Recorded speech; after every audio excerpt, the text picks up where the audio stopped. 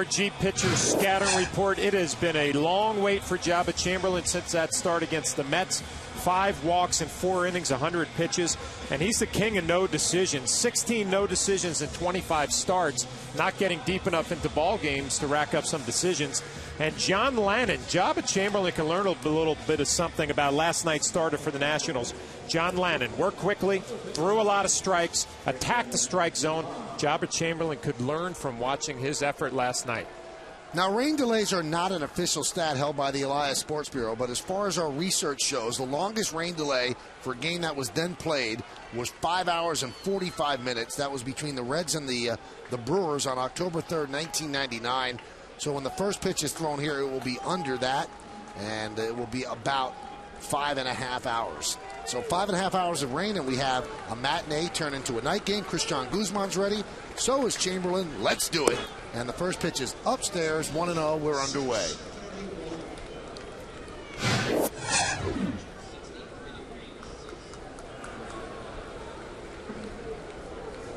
And the 1-0.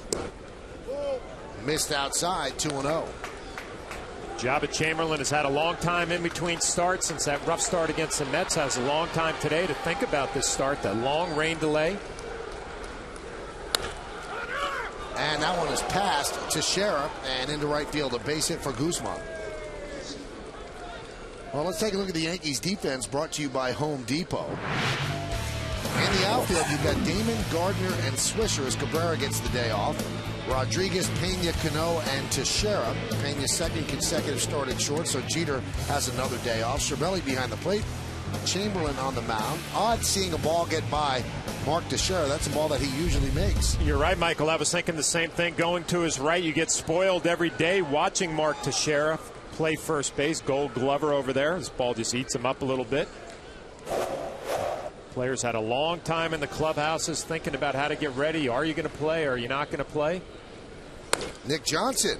And that one's knocked down by Teixeira. He'll get the out at first. Throw to first. It's a double play. It wasn't pretty, but it got done. 3-6-1 double play.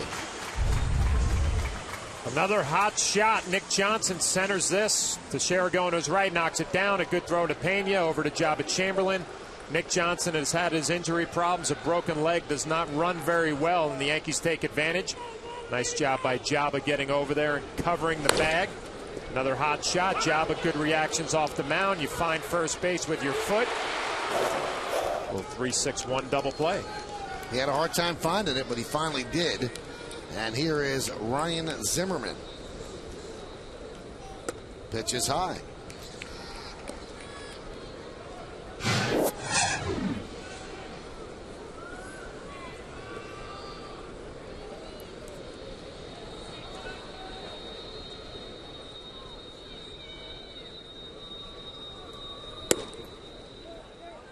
Now, obviously, a 5.5 hour rain delay, you say, well, is that fair to the fans? And obviously, people that have tickets, it's not fair because you don't want to go home and fear that the game is going to be played. A lot of people did hang around. I'd say there's maybe over 10,000 in the ballpark. But this is a Major League Baseball decision. That one is wrapped to left field. Going back is Damon. It's going to be off the wall. Zimmerman rounds first. He's going to go to second with a 2-out double. Jabba Chamberlain has faced 3 batters, and they've all centered his fastball and hit the ball hard. Zimmerman gets a fastball up, middle of the plate, nice extension. If you're Jabba Chamberlain, you're lucky that this ball stayed in the park. Having trouble with location on the fastball, getting behind in the count. Zimmerman made him pay. Johnny Damon does a nice job playing it off the wall. A strong throw into second base. Zimmerman in there easily. Anyway, to finish the point about the rain delay, it's the Nationals' last time into Yankee Stadium this year, the last time these two teams will meet. This is an umpire's decision. This is a Major League Baseball decision. This is not a Yankee decision, which would be the knee-jerk reaction, is that the Yankees kept people here, and that wasn't the case. They're trying to figure out when these two teams could make this up, and the only common off day is this coming Monday. And that would be in the middle of a Yankee road trip where they'd have to play a night game on Sunday against the Marlins. And then Tuesday, they would have to fly back to Atlanta. So they didn't want to do that. They waited about 5.5 hours. The 1-0. 1-1.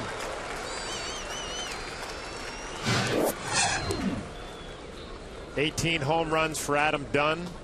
Hit a long one last night. A 3-0 fastball from Chien-Ming Wang, and obviously got the green light. Yankees will pay attention to that. Get in that situation again, you just make sure you don't throw a cookie right down the middle. There's a strike. This was last night, a 3-0 count. Chien-Ming Wang was throwing the ball well. He just came in there and later said he didn't think Dunn was going to swing. Well, obviously he did. Hit it a long way. Home run number 18. Count 1-2. And the pitch. That one gets away from Posada. I'm curious, John. I don't know if you've ever been part of a rain delay this long. What do? Do you eat in the clubhouse? Because you got to be worried about eating too much and then playing, right? You know what? For 5.5 hours, Michael, you pretty much do everything. You eat, you sleep, you probably work out, you go to the batting cage, you watch some video, you do anything you can. You sleep. You try to do what you can to kind of waste some time. And, you know, luckily for the players, they found out at about 5:30 that the game was going to start at 6:30. Plenty of time to get ready and get your game face on. 2-2 is ripped down the right field line. It's a base hit. Zimmerman rounds third. He'll score. Dunn's going to second. The throw from Swisher is not in time. It's an RBI double for Adam Dunn, and the Nationals lead 1-0. Well, good news for the Yankees. Jabba Chamberlain is throwing strikes tonight. Bad news, he's getting hit pretty hard with everything that's over the plate. Ball misses off the plate. A slider down and in. Good pitch. Another fastball for a strike. Another slider down and in. He goes to another one and doesn't get it to the spot. And Adam Dunn just clears him out, hooks it down the right field line, and the Nationals are on the board. Looks like we got a flat fastball from Jabba, and that slider right there was a roller. See if he can get himself straightened out. And the pitch to Kearns is outside. Cervelli is getting this start. Day game after a night game. And Jabba looks like he had really shaken off his first inning struggles, but he's been hit hard by every single batter in this inning. The 1-0. There's a breaking ball for a strike. Yeah, good pitch on a 1-0 count. But, you know, last night we paid attention to Chien-Ming Wang, Michael. You know, is there sink? Is there velocity? It's pretty much the same story with Jabba Chamberlain. The first inning, you look for the velocity. It looks like it's in the low 90s. Fastball is pretty straight. With the 90-mile, 91-mile-an-hour fastball, you're going to have to hit the corners. He hasn't done that so far in the first. There's a strike. Perfect there at first. Really, really good fastball located on the outer half and down. There's allowed 12 first inning runs in 13 starts this year, but you throw pitches like that, and he got a little bit of a break from the home plate umpire Larry Vanover. You will not give up that many first inning runs. So Dunn, who picked up his 47th ribby, he's at second. And the 1-2. Strike three. Austin Kearns is down looking. But the Nationals score 1 run on 3 hits, no errors, and 1 man left on base. Fastball that tailed back over after a rain delay of 5:26, 1-0 Nationals.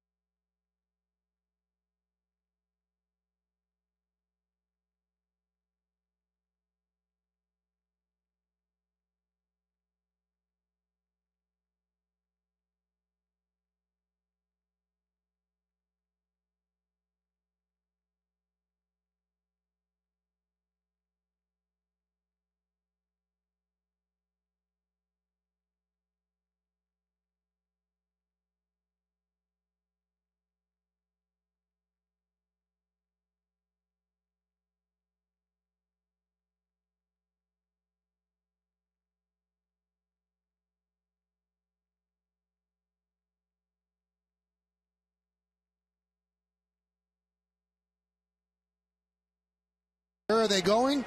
The Yankees have just invited them, all of them, down to the main level And that's where they're headed. They said, hey, listen, you've been such great sports hanging there all day, so come watch the game from your main level seats. And everybody took off and headed down, so they'll get a little bit of a closer look at the game today. He had a bad seat. He's got a long walk to get to a good seat, but a nice gesture by the Yankees as a 5-hour and 26-minute rain delay. Those are some hardy fans, John, to hang in that long. Well, you're right. You talk about the players sitting in a nice, beautiful clubhouse for 5.5 hours. Fans out in the elements underneath the concourses. Had something to drink, something to eat. That's a long time, 5.5 hours to hang in there. They get rewarded with some better seats. Well, the Nationals have taken the field. They have a 1-0 lead. Let's take a look at the Yankee lineup that will try to make that up. Brett Gardner's in center field leading off. Batting second and playing left, Johnny Damon. Mark Teixeira at first. Alex Rodriguez at third. Robinson Cano, a 500 hitter in his last 5 games. He'll bat fifth. Batting sixth, Nick Swisher, season right. Hideki Matsui DHs. Cervelli will catch, and Ramiro Pena plays shortstop and bats ninth. The Yankees had a lot of time to watch video on Craig Stammen, about 5.5 hours. It's going to be his 6th start. He does not have a win yet. The ERA 5.86. Take a look at our Jeep pitcher scouting report. He is looking for his first major league win. Pretty much has standard stuff, fastball, slider, changeup, and he is a Dayton Flyer. Actually an academic all-conference Atlantic 10 at Dayton. You know, that would impress you, Michael, the academic all-conference. And you as well, because you went to George Washington on that academic scholarship. In the Atlantic 10. Yeah. So a little competition with the academics there. Hot shot, base hit for Brett Gardner.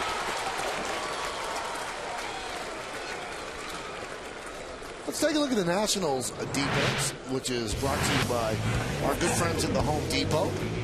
Harris, Patterson, and Kearns. That's left to right in the outfield. Zimmerman, Guzman, Hernandez, and Johnson at first. Johnson has 7 errors at first base, most in the National League. Nieves behind the plate, and Stammen is on the mound. Will Nieves behind the plate. He better be ready. We saw Brett Gardner last night come in and steal second and third. Figure he's going to be on the move soon. A lot of discussion before the game, and about, I'd say, 11 o'clock this morning when Joe Girardi met with the media. Why didn't Alex Rodriguez steal in the 9th inning yesterday? There were runners on first and third with 1 man out. The 1-0. Outside 2-0. Because the thinking is if he steals second, if they throw through, Gardner's going to steal home. If they don't throw through, then you eliminate the double play. Joe Girardi said he was afraid of a line drive double play. And he also liked the idea of the runner being held on at first, opening up a hole on the right side. There's a ground ball right side, grabbed there by Hernandez. Nice play, takes a base hit away from Damon as Gardner moves to second. Well, Johnny Damon is trying to shoot that hole. Hernandez does a nice job going to his left, the only play he has to get Johnny Damon at first base.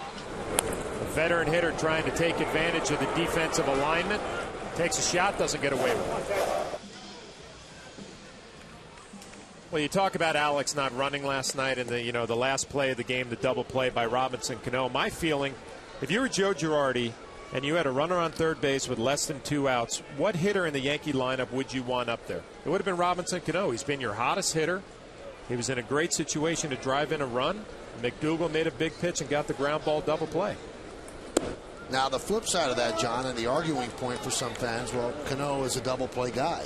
I think he leads the team in double play, so why wouldn't you eliminate that possibility? And I agree with that, except for the fact that he has been the hottest hitter on this Yankee team the last couple of days. I mean, he had 4 hits the other night, hit a home run in last night's ball game.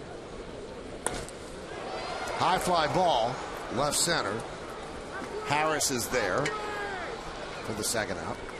I'd like to add one more thing on that, too. I mean, people have brought up the point, if Alex Rodriguez steals second, they're not going to go through because Gardner will steal home in return. I don't necessarily agree.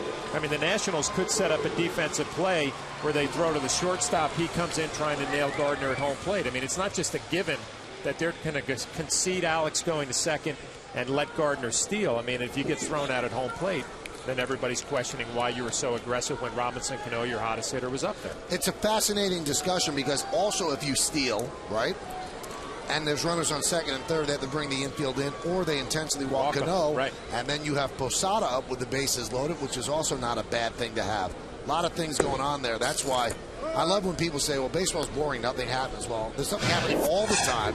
There's so many permutations of every single move, which make it so fascinating, especially if you really know the game. And, you know, Joe elected to keep Alex right there. And you know what? It didn't work because Cano hit the ball hard, but right at the shortstop for a game-ending 6-4-3 double play.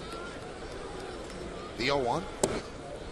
1-1. And just to add on to that, watching Alex Rodriguez take his lead off of first base last night after the walk, he did not have any interest in stealing second. He was leaning back towards first, kind of in a defensive lead, so he didn't give his manager any indication that he was ready to steal a bag either.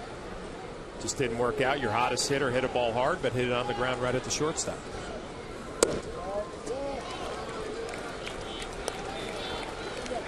Thought this might be a nice day for Alex Rodriguez to take a day off. He's been in the lineup every day since coming back from the hip surgery off the disabled list. Day game after a night game that has actually now turned into an evening game after a night game.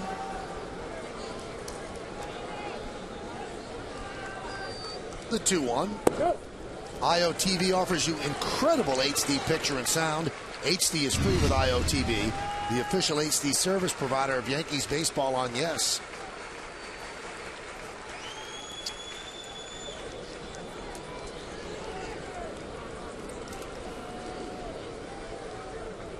Yankees are 8-1 this year in rubber games of series, and that's exactly what this is.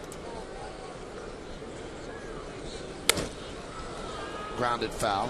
You know, the one bad thing about this long delay, John, the Yankees are traveling to Miami after this game. They start a series against the Marlins this weekend. I had such big plans down at South Beach, hang with all the beautiful people. Now that's not going to happen. That can't happen. Well, you can hang with the beautiful people. It's just not going to be in South Beach. That's not too beautiful, that mud. One of the greatest words ever, mud.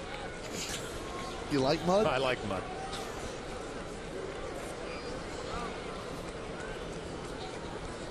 It's almost an onomatopoeia. You say mud, and you can see mud when you say it. Like whoosh. It's my daughter's poetry quiz right there. I like mud. No, I don't want to pee. The 3-2 swung on and missed, and Alex Rodriguez strikes out. In the first inning, no runs ahead, no errors, and one man left on base. We played one inning here at the stadium. The Nationals won, and the New York Yankees nothing.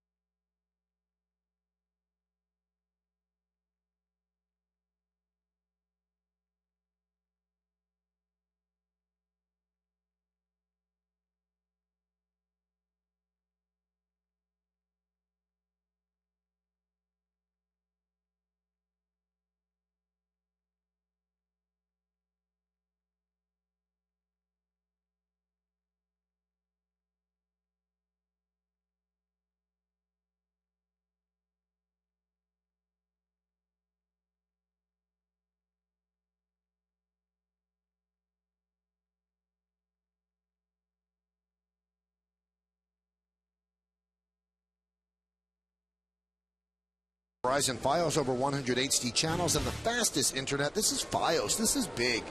Andy Pettit goes for the Yankees, 6-3, 4.52. Sean West will go for the Marlins, 3-1 with a 3 ERA. Our coverage will begin at 6:30 right here on the Yes Network. Some hardy souls say, you know what? We're staying in the bleachers. Yankees, Nice play by Cervelli. He gets a good jump, full body dive, and holds on.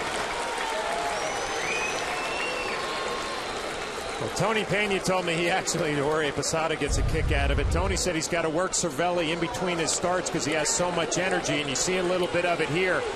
Actually over dives a little bit, maybe didn't have to lay out. I'm sure his teammates are going to give him a hard time about that, but still a nice play.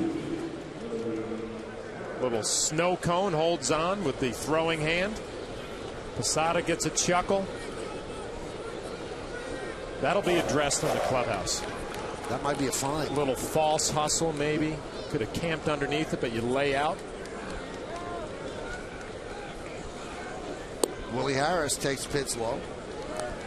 Anyway, if you just joined us, 5-hour and 26-minute rain delay, and once the game began, the Yankees announced that all the fans could move down to the field and main seats, and many of them did, but some people in the bleachers are true to their school, and they stay out in the bleachers and kind of got the bleachers all to themselves.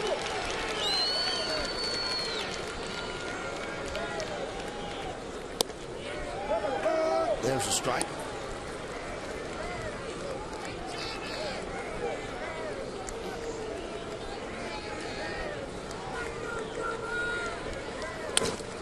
Ground ball up the middle, Cano. And that's become his patented play. Goes up the middle, backhands, fires across the body, has such a good arm, 2 away.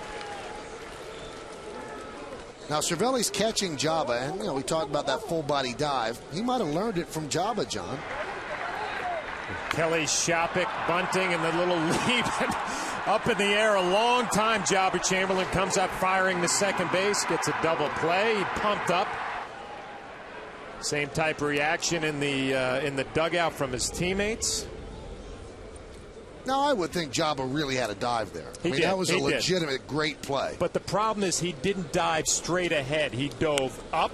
Another bunt right back to Jabba. And that'll do it. A 1-2-3 inning for the Nationals as they go down in order. And one of the three is Cervelli's diving catch of a Corey Patterson bunt. And Posada has a big laugh as we go to the bottom of the second.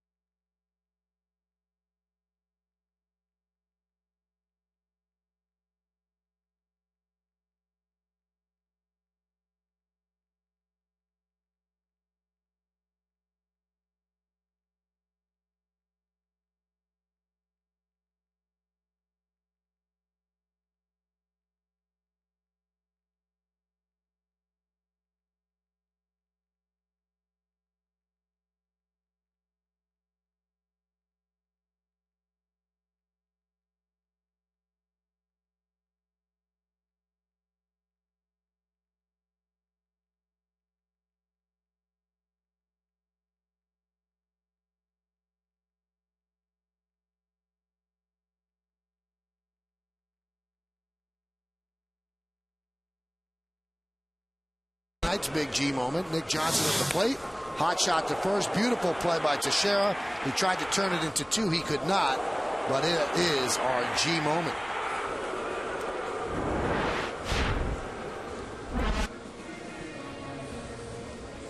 So we go to the bottom of the second inning. It'll be Cano, Swisher, and Matsui against Craig Stemmen.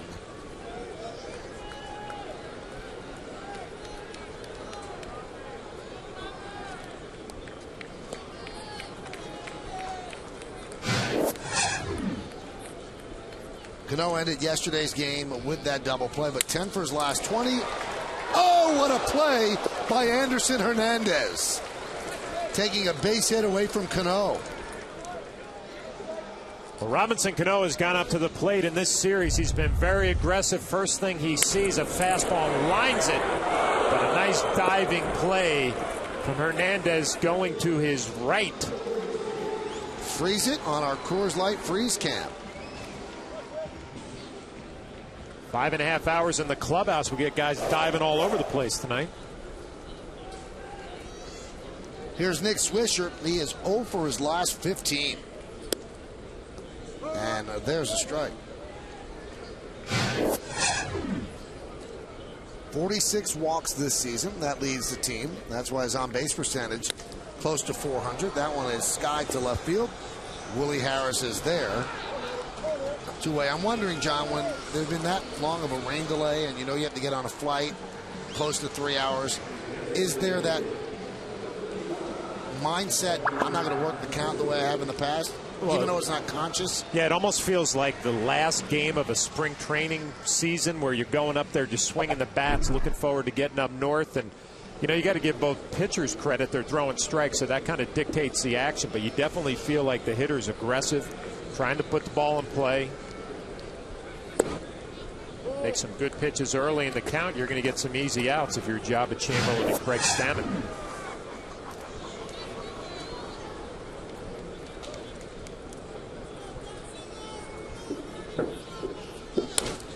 Ground ball softly to second base. Hernandez.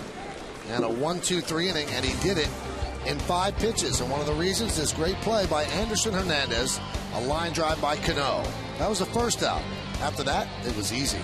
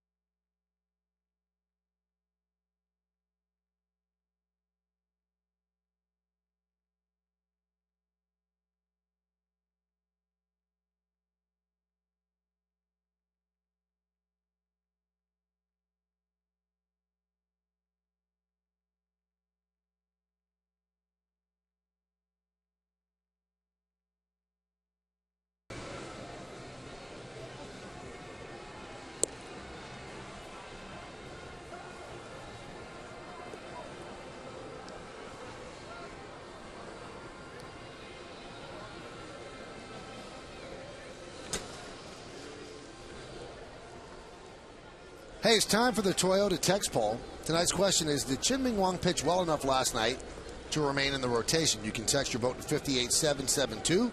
Standard text messaging rates apply. This one's easy. 1 yes, 2 no. I vote 1.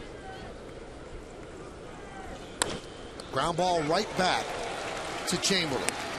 And Anderson Hernandez is retired 1-3. On the Modell scoreboard, it's 1-0 Nationals. Modell's the official sporting goods retailer of the New York Yankees. Well, so far they're playing this game as if they're double parked, swinging at the first pitch. A lot of bunt attempts, at least on the National side. Some good defense, which is strange when you've been sitting around as long as you have. Here's Christian Guzman.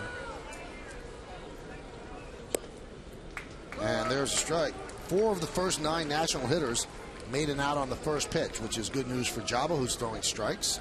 Yeah, especially coming off his last outing against the Mets with all those walks in only 4 innings. Tap slowly, third base side. And Guzman beats it out.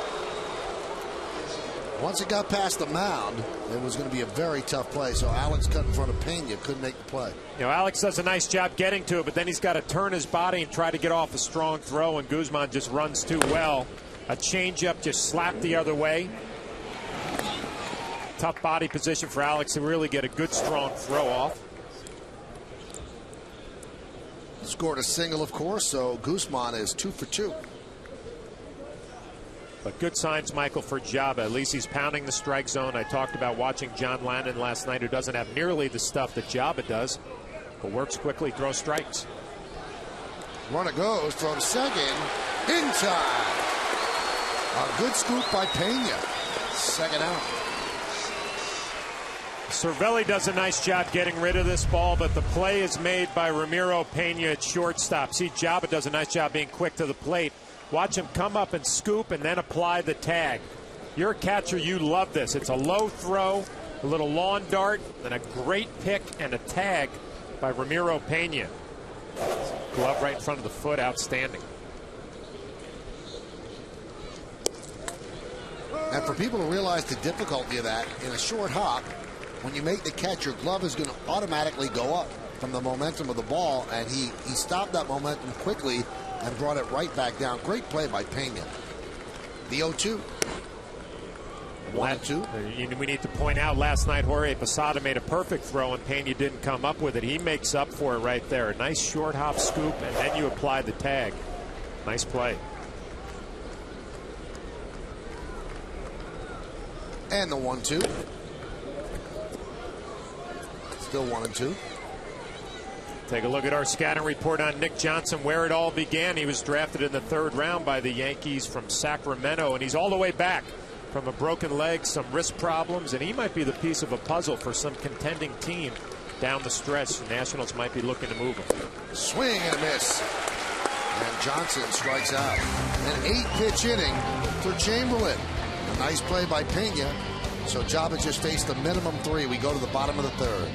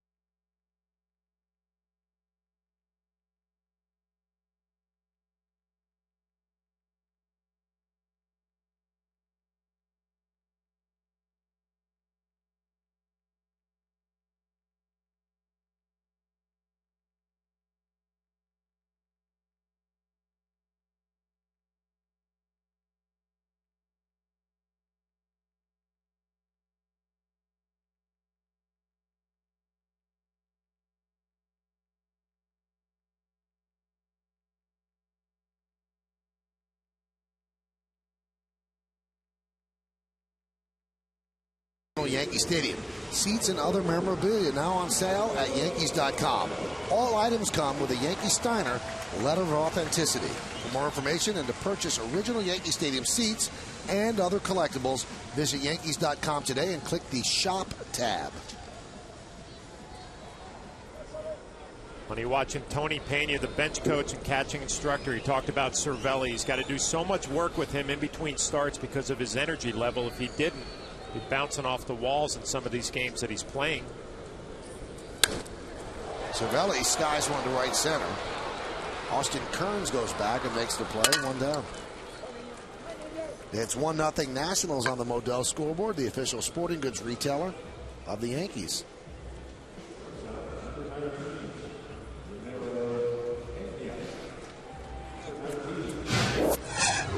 Here is Ramiro Pena. You know, sometimes a team is at loggerheads for what works for the future of the kid and what works for the present in the organization.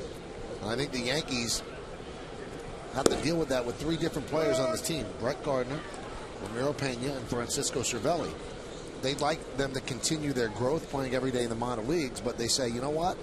It's important for this team to win now, to have these players up here, and they're trading that for what might be better players a little bit later on, but I guess they think they can make up that time. As Pena grounds out. It's a tough situation, I guess, if you're the organization, on what's best for the player and for the team. Brett Gardner's not going anywhere. I mean, Joe Girardi has already shown us when he doesn't start, he loves him pinch running, and that's a valuable weapon late in ball games, especially tight playoff-type ball games. Cervelli has brought so much energy to this team. Jose Molina fighting his way back from the disabled list. It's going to be an interesting decision for the organization.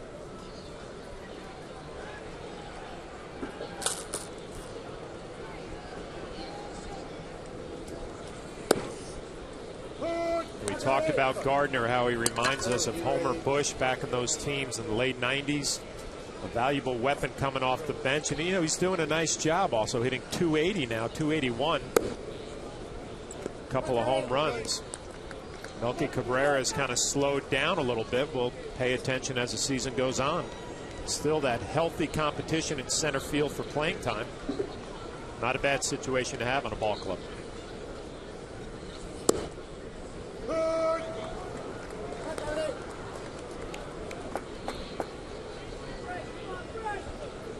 Joe Girardi actually said today that he wants to play Gardner a lot more than he's been playing him. He said he actually started slowly and Melky got the job.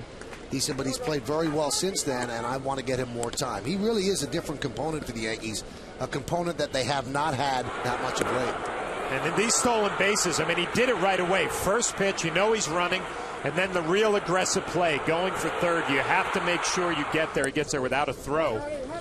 I spoke to it last night. I mean, I've been on the other end of this, being the catcher for an opposing team. When Homer Bush came in there, there was pressure. You knew he was going. The whole stadium got excited about it.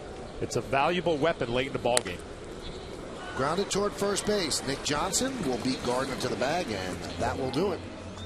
As the Yankees go down in order, boy, these innings are flying by. A 9-pitch inning for Stammen. Now it's Jabba's turn, 1-0 Nats.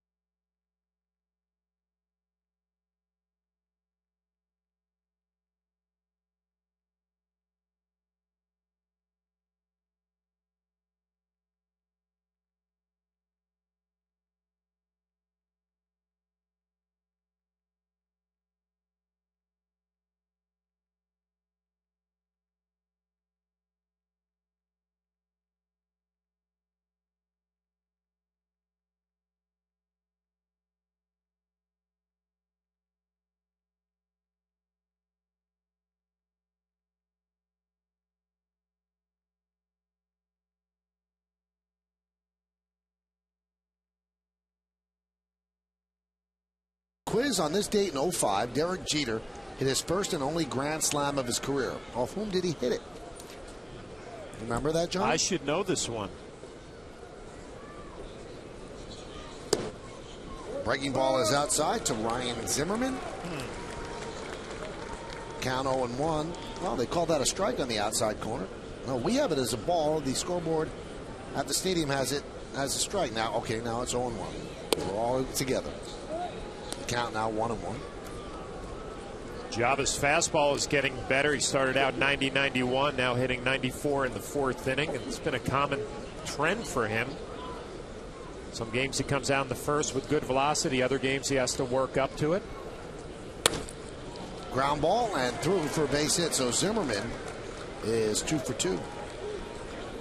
Zimmerman hammered a fastball to left field off the left field wall his first at bat. Does a nice job with the slider. Stays right on it. Hands inside the ball. Look, it was up. Not great location. Slaps it the other way. Nice piece of hitting. It's the reason he's hitting over 300. Pulled the ball to left at the off-speed pitch to right.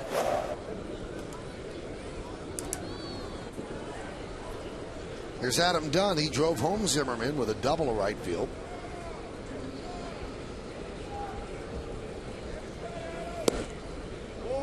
Pitch outside. We're watching Adam Dunn for a couple of days here, the 3rd game of the series, and the Yankees really have not pitched him inside and up above the hands. It's always a spot you could get Adam Dunn. You could tie him up in there, obviously a big man. They've kind of tried to stay away from him, throw some breaking balls down and in. Strike on the outside corner. Good changeup there from Jaba Chamberlain.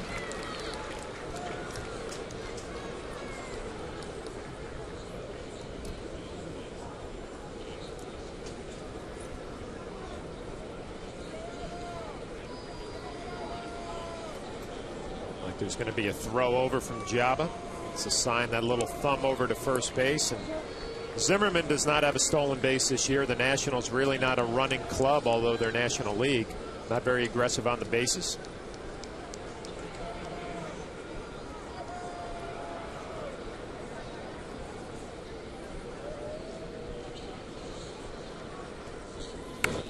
Check swing. It's like Cervelli was listening there, Michael. First time we've seen a fastball up and in. Nice location. You get a little check swing. You want to pitch Dunn up and in to down and away. Nice little check swing. Ties him up. Now you have some options. You can go a little higher. Go for a slider down and in. Maybe a changeup down and away. Nice pitch. Nice call. Nice location.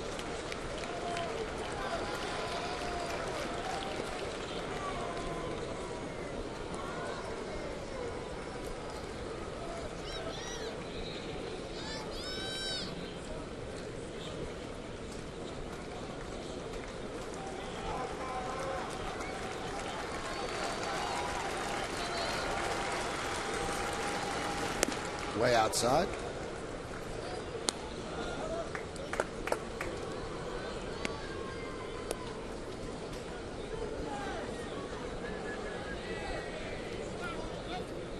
Manny Acta.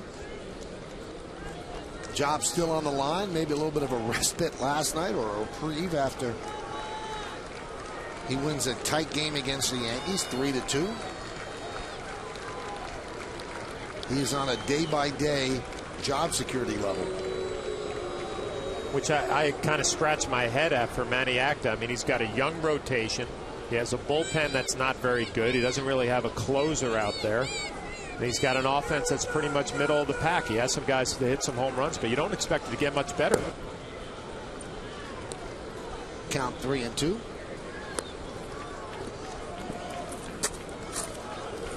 Only his 3rd season as a Nationals manager, and it hasn't been good. But you know what? He hasn't had a good team. It's really hard to judge how a manager does when he doesn't have that much talent. And their biggest weakness is obviously their pitching. 3-2. And Adam Dunn walks. So things slow down here in the 4th inning as the Nationals have runners on first and second, nobody out. Yankees Baseball on Yes is brought to you in part by your tri-state area Audi dealers. Audi, the official luxury vehicle of the New York Yankees.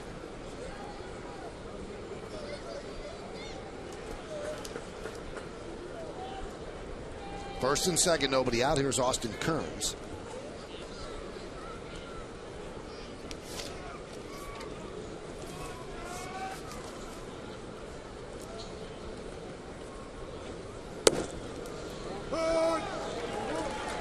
called that one a strike.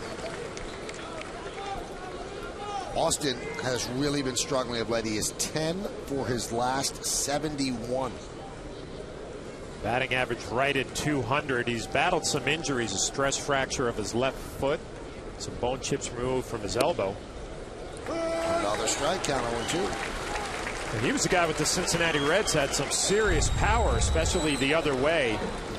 Nice combination for Jabba Chamberlain. A slider away, follows it up with a fastball on the inside corner. Looking to pick up a big strikeout here.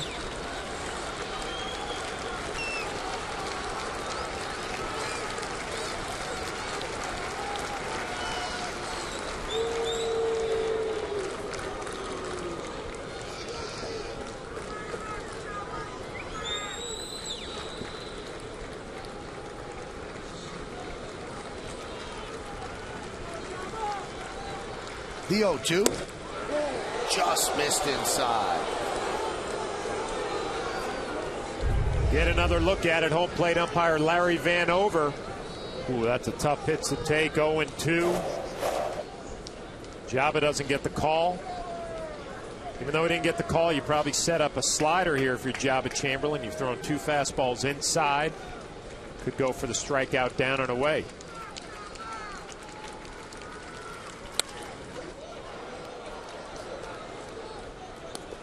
Kearns has not had an RBI since May 7th. So it's been a long haul for him. It's part of the problem for Manny Acta. I mean, we're just talking about his ball club. A young rotation. Bullpen isn't great. You got veterans like Austin Kearns making $8 million a year, and he's having a tough year, been banged up. There's only so much the manager can do.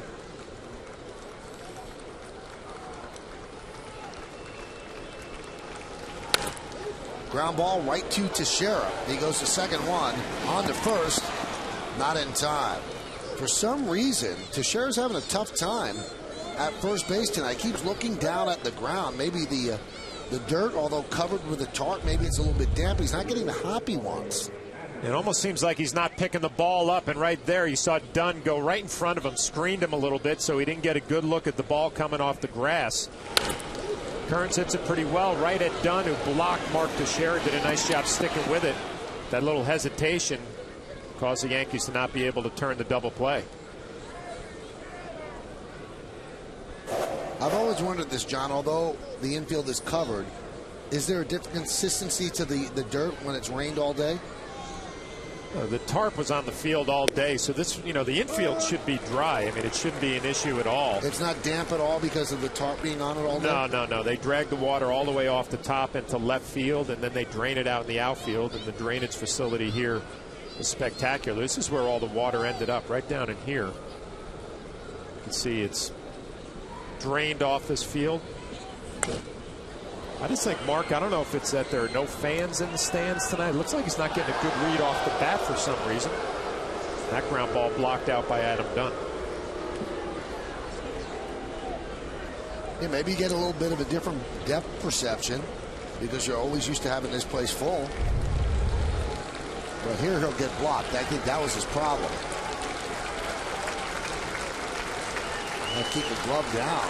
I'll get it down quickly in order to make that play.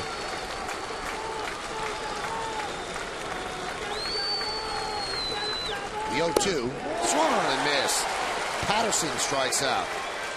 2 away. Good old-fashioned hard ball from Jabba Chamberlain. You get 0-2, you don't play any games. You go right at Patterson.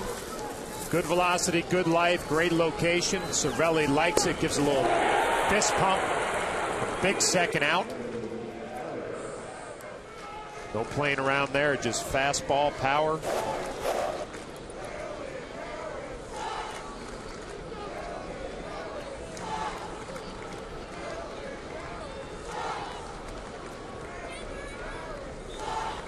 Here's Willie Harris. Count 1-0.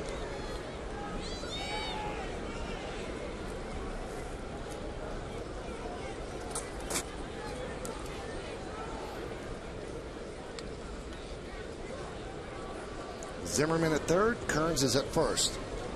2 outs. We're in the top of the 4th inning. 1-0. Nationals. Count 2-0.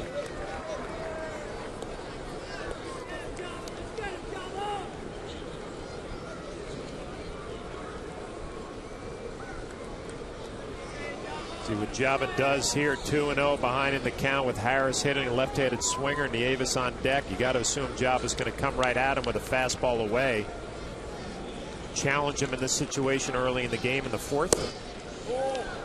Count 3-0.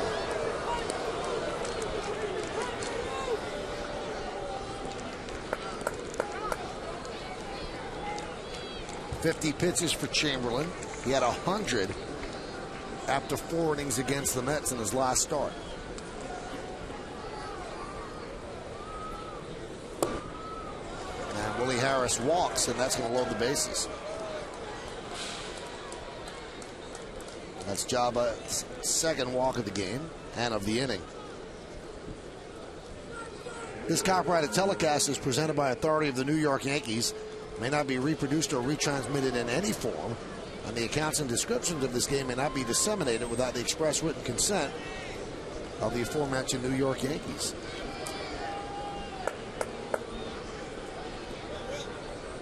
Will Nieves did not play in last night's ball game, but had a base hit off of CC Sabathia in the opening game of the series, and had a nice at bat against Sabathia. Really battled him, went the other way.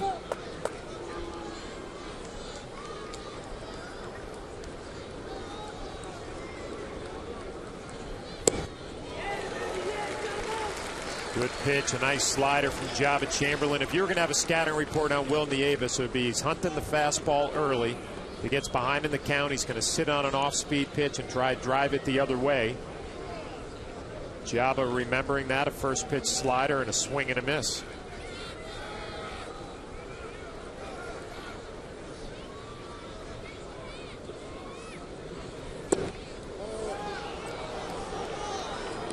Larry Vanover, the home plate umpire, he's showing us that if you don't hit the glove, he's not going to call it, because Francisco Cervelli set up on the inner half and the ball ended up middle of the plate, and because Cervelli had to move, Larry Vanover did not give him the call.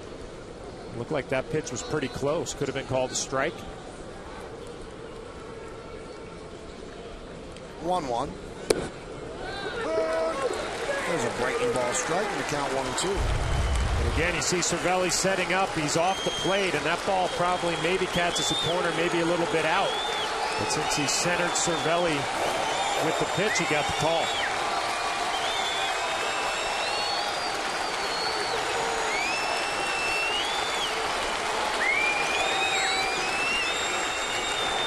One-two outside.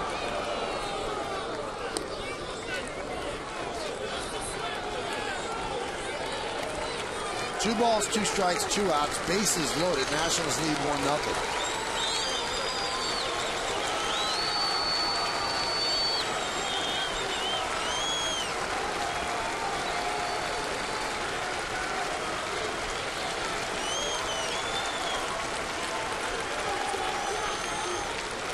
Java and Cervelli trying to get on the same page. I mentioned the scouting report. Breaking balls early. You could jam Nieves late with a fastball if you want to. If you throw a slider, it better be off the plate because he's probably thinking middle away. And it's 3-2.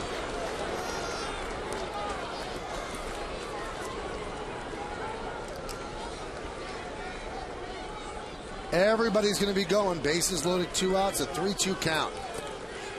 Java likes to throw that slider 3-2. He's thrown a couple of them in a row here. We'll see if he has confidence with that breaking ball to throw it for a strike on a 3-2 count.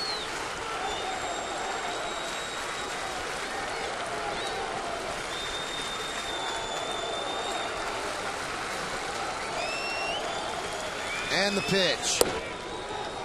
A little bit low. That's going to force in a run. So 3 walks in the inning for Chamberlain. Coming home is Zimmerman. Coming out and talking to Chamberlain is Island, and it's 2-0 Nats. Take a look at the pitch by pitch. A first pitch slider, a swing and a miss. Outstanding. Fastball could have been called a strike. It was not. Slider, strike 2. Slider misses. Another slider down and away. Nice block. And then a fastball down. Nieves again. 2 times in this series has had quality at bats. One a base hit. This one a base on balls.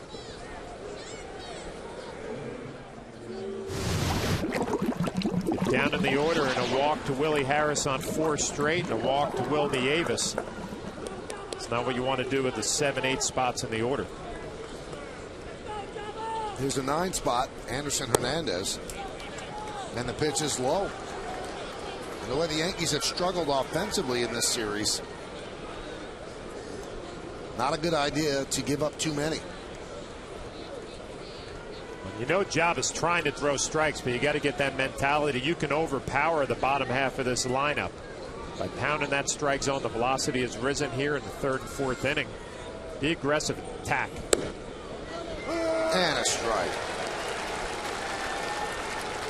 Austin Kearns, Willie Harris, and Will Nieves.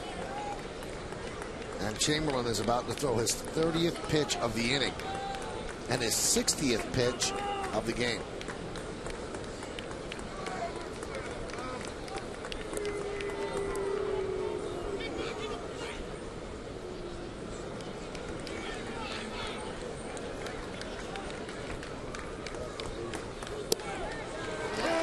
Count 1-2. Good fastball right on the outer half, located perfectly.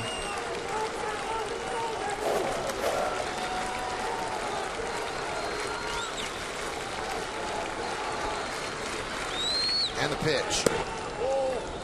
Count 2-2. 2 balls, 2 strikes, 2 outs, bases loaded, and the Nationals lead by 2. It's been more or less a no contact inning. 1 hit, 3 walks, 1 run in.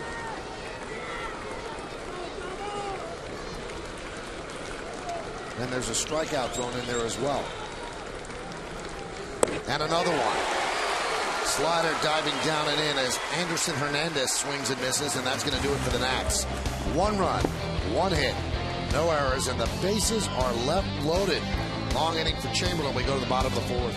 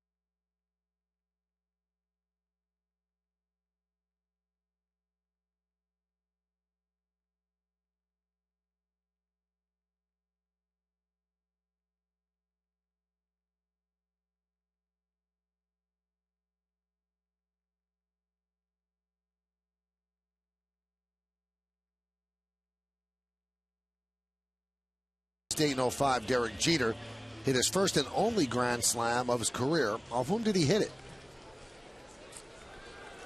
Joe Borowski, the closer for the Cubs. And that was at the old stadium.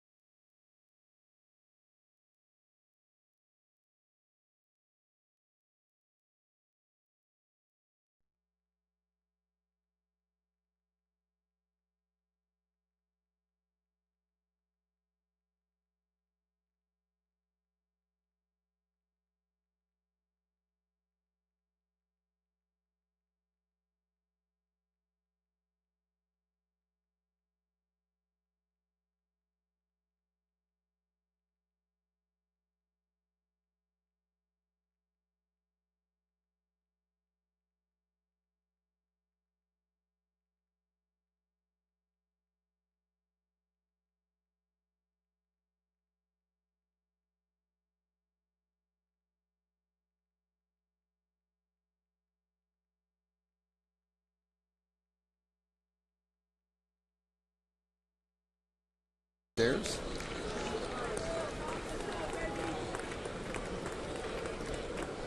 Teixeira flied out to the left against Stammen in the first inning. Hot shot and a base hit down the right field line. It kicks off the stands, fielded out there by Kearns, and Kearns will hold Teixeira to a single, and that extends Teixeira's hitting streak to a modest 4 straight. Well, the only way you can keep this ball fair if you're Mark Teixeira, it's down and away. You got to have that bat head coming right back towards the pitcher and stay through the zone, which he did. He's out in front, but watch the bat head going out towards the pitcher. And you hook it right down the right field line. If you come out of the zone quick, you're going to pull it foul, hit it off the end of the bat. Nice extension for Mark Teixeira. Take a look in the super slow-mo. Make contact and finish through, back towards the pitcher. Here's Alex Rodriguez really struggling. 2 for his last 18. That one is driven deep to right center field. And out there is Patterson. He makes the catch for the second out. Let's talk about Alex, John. He's now 4 for his last 37. Is he going through end of spring training kind of flat peak, a little bit of a dead spot? Like I said, I thought he might have a day off today, but he didn't get it. He's telling Joe Girardi he feels fine. He's in the lineup. He looks like he's caught in between at the plate. I mean, he was late on that fastball there. We're not talking big-time velocity, upper 80s, low 90s. And then he's out in front of the off-speed pitch. That tells me he's not getting his front foot down, recognizing the pitch, and then attacking. You know what's amazing to me, John? He missed 28 days, 28 games because of the hip surgery. And I remember when he was about to come back, they talked about, well, he might be able to play 5, 6 games a week. He has not missed 1 day since he came off the DL. Not one. I think he DH'd once. So he's played in the field every single day and been in every single game and DH'd once. Amazing. And I think you always have to watch when you ask players, do they need a day off? A player's never going to say, I need a day off. No, it's like coming out to a pitcher in the, in the 7th inning. How do you feel? Can you go? Yeah, I can go. I want to get this guy. He's my batter. Same thing with Alex Rodriguez. If Joe Girardi asks him how he feels, he's going to say, I'm ready. I can help your club. He knows how important he is to this team. He knows he's protecting Mark Teixeira. And when he's in there and not hitting, he's a valuable piece. Maybe a good day to give him off would be Sunday or Tuesday, because Monday's an off day. And if you can get him 2 days in a row just to take a breath and recharge, again, it's almost inconceivable that he has not wanted a day off since coming back from the surgery. Yeah, it seems like Joe Girardi's going to have to kind of dictate the action on this one and say, listen, you're getting 2 days off, like you said, the day off and day before, regroup. I came out of the gate fast. Obviously, the home run on his first pitch. But, he compiled 9 home runs in a hurry as well, but he is really flattened out. Yeah, he doesn't have that pitch recognition and then you attack right now. It's kind of like the swing is all one piece. The front foot goes down and the swing is following. And that'll cause you to be late on the fastball and ahead of the slider or the off-speed pitches. It's nothing he's not going to work out, just going through a tough time right now. 3-1. Ground ball, diving stop by Zimmerman. Goes the short way, they get the force. And that'll do it for the Yankees in the 4th inning. No runs a hit, no errors, and 1 man left on base. We played 4 at the stadium. This ground ball by Cano ended the bottom of the 4th inning. And with the end of the 4th, the Yankees are trailing this one 2-0 on Yes.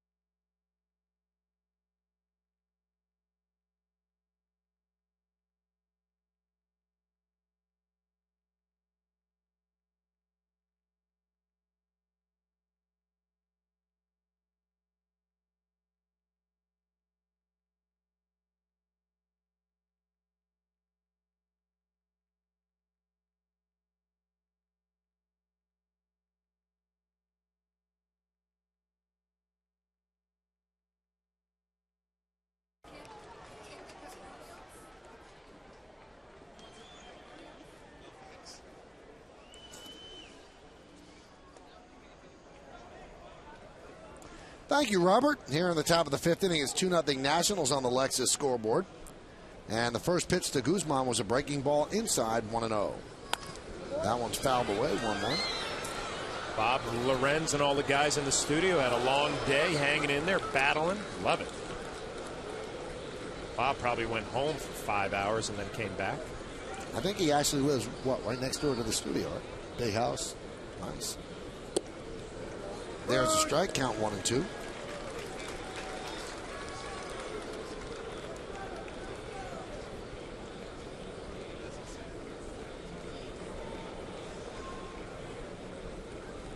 And the pitch. Grounded to third and off the glove of A-Rod, and it trickles into foul territory down the left field line. How about Guzman? He is 3 for 3. And he had 3 hits last night as well. You know, he's back to the old days with the Minnesota Twins, kind of slapping the ball around, going the other way, almost running out of the batter's box. Alex going to his right off his glove. Johnny Damon's going to come in and hustle it up, but Guzman runs too well. He's going to be at second base. Alex Rodriguez had him shaded up the middle a little bit. 27 hits in 9 games.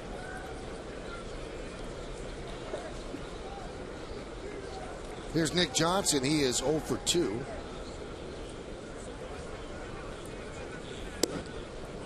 And there's a strike. Nick Johnson 0 for 2, hit into that double play, but hit a shot right at Mark Teixeira's first at bat.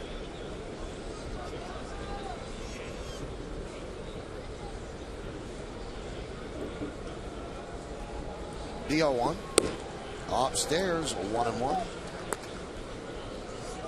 Nick's 0 for 2. 3-6-1 double play that John spoke about, then struck out. Nick's always been a guy who can handle the bat. He's going to give you a tough at bat, a lot of walks, high on base percentage, nice situational hitting. Good spot for him here to try to pull a pitch, hit the ball to the right side, get Guzman to third. The 1-1. 2-1.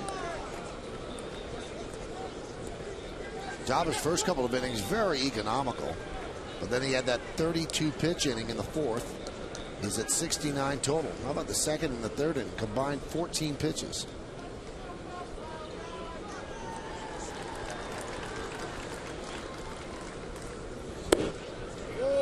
And the count 3-1. It almost looks like Jabba, when he gets in a little bit of trouble, starts getting just a little bit too fine. Instead of splitting that plate in half and saying I'm going to the inner half or the outer half, he's really going for the corners and just missing. Dave Island, Joe Girardi looking on. 3-1. There's a strike. 3-1 slider, a gutsy pitch. Drops it in there for a strike.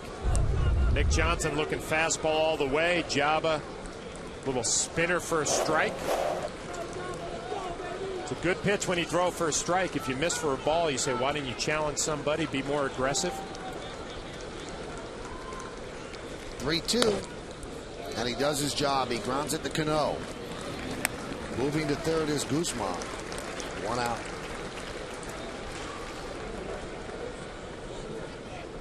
Nice job by Nick Johnson. Back-to-back sliders, and he just kind of rolled one over.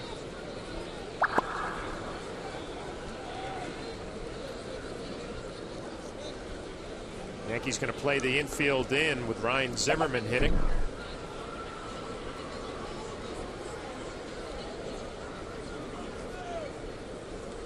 Already down 2-0. Big time hitter at the plate.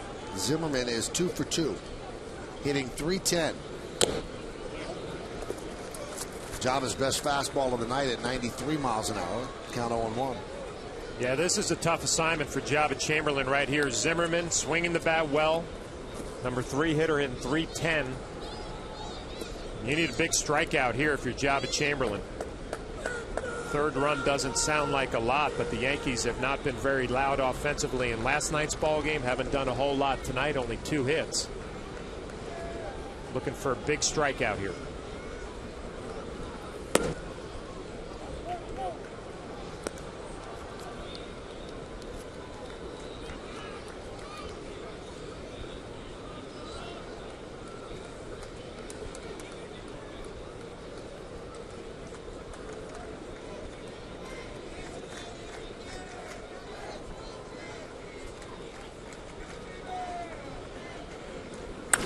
That one is ripped into left center field. It's a base hit.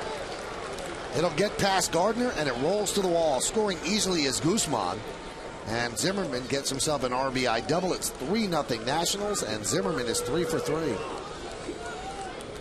Tell you what, you hear a lot about Ryan Zimmerman around the National League, and then you get a chance to see him for a couple of games, and he just got a hanging slider and drills it to left center.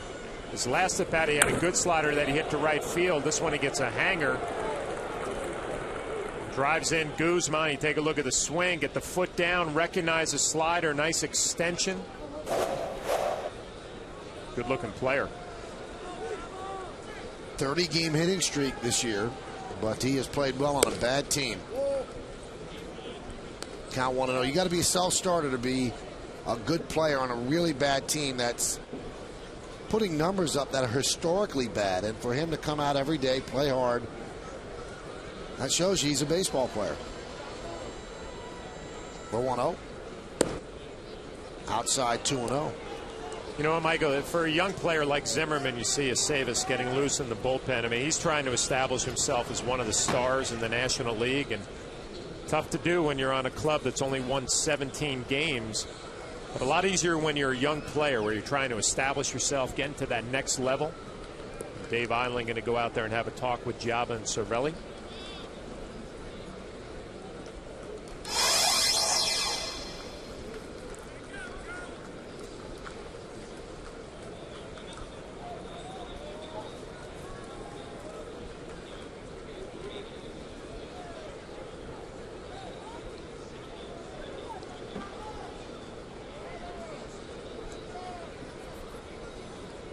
Probably seeing off-speed pitch 2-0, I would think, to Dunn. John, I have a question to ask you. Where's 98 gone? I mean, we just don't see it. I mean, there might have been one start so far. Where's it gone? I understand he's not a reliever anymore, but you would think that in times like this you'd be able to crank it up to what it was. Where did it go? Yeah, we were looking for a little something extra with Zimmerman, a big spot, looking maybe to step it up. I think that Cleveland game, we saw that good velocity in the middle to the end of that start for Giaba was an outstanding start for him. But you're right. You know, start after start, you're not seeing that electric 95, 96. Kind of right now, if you would have to do a scouting report on Giaba Chamberlain. Average fastball. Right. Straight. Does not have a whole lot of movement. His slider is still a good pitch.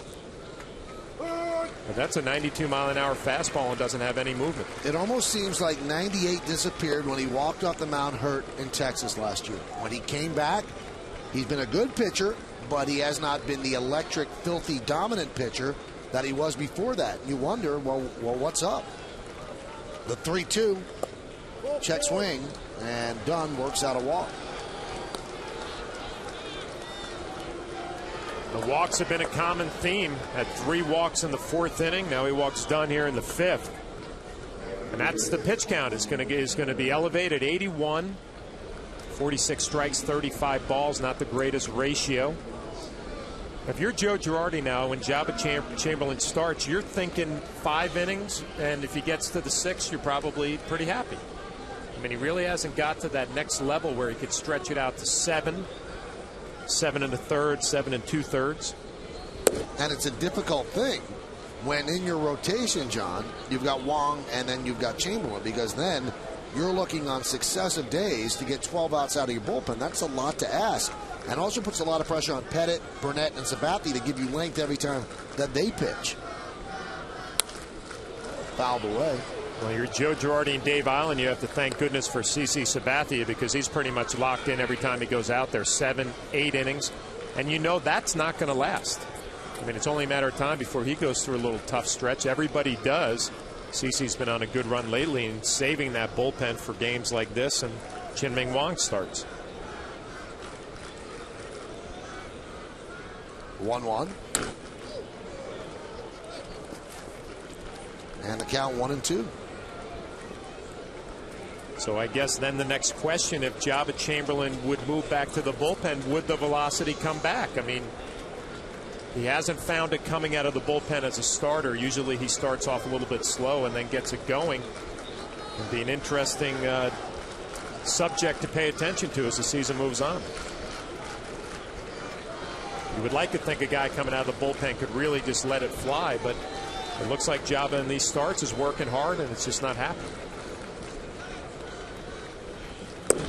Swing and a miss. Slider as Kearns is 0 for 3. Kearns had a couple of fastballs that he fouled off and had some outstanding swings, and then Jabba throws one of the best sliders of the night to finish him off.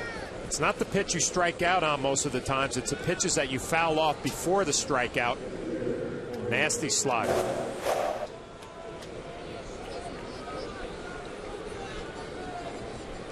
So 2 away here in the top of the 5th, and the Nationals lead the Yankees 3-0. Here's Corey Patterson.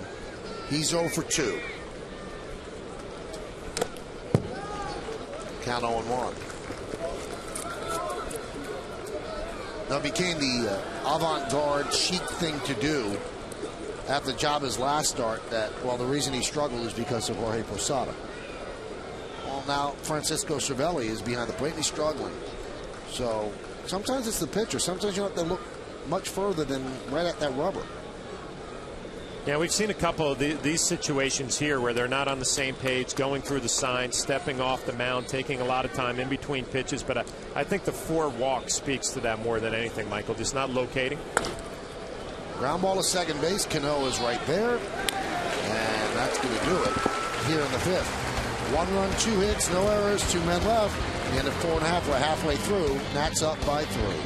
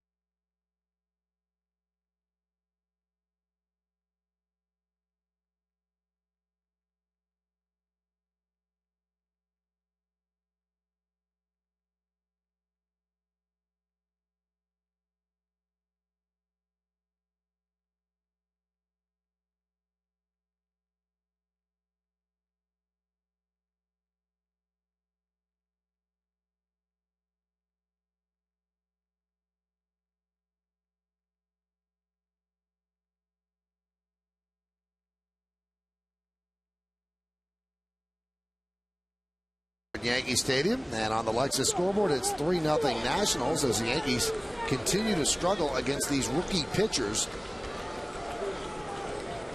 And it's Craig Stammen today,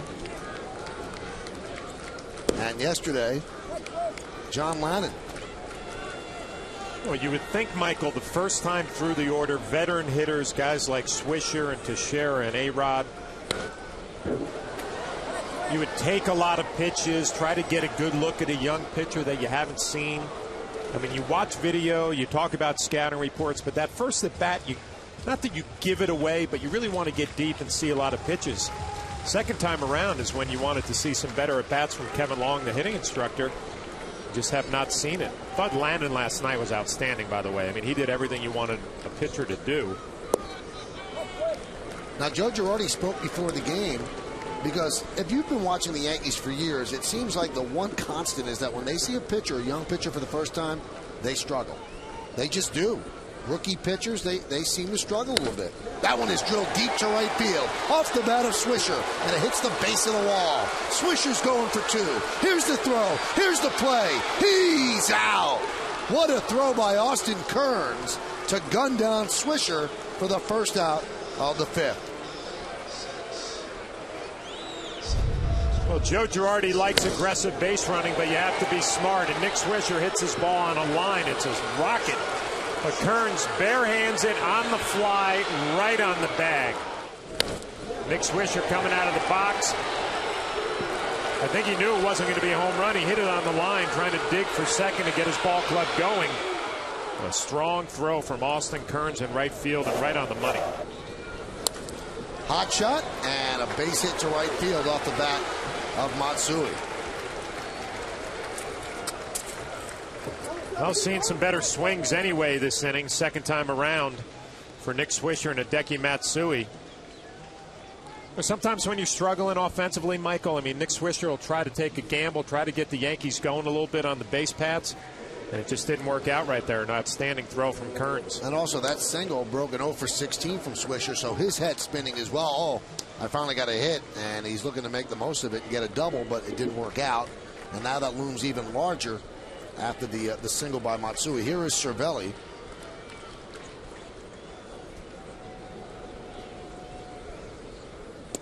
Now, to continue what Girardi said, he said, I know it has been a problem. He said, and we have brainstormed about it. And we've got to get better at it because we're going to face guys that we've never seen in Florida and maybe 3 guys in Atlanta if we don't see Javi Vasquez. He said, we've got to get better at it. Sometimes we're patient. Sometimes we jump on the first pitch. He said, but we've got to be better at it. And he seemed like he was at a loss. He said, we've tried a lot of different things. Well, being aggressive, I don't know the first time through, and Kevin Long has talked to the guys about this too. I always felt like that first at bat, you don't give it away, but you say, you know what, I'm going to see his second and third pitch if I can. Try to get deep, try to see as many pitches as you can, so the next time you go out there against a young kid like Stamen here, you won't be surprised at what he has. There's a strike. Now, the start of this game was held up 5 hours and 26 minutes as Francisco Cervelli down on strikes. And I know that people that are here, it's awful for the fans that had to wait.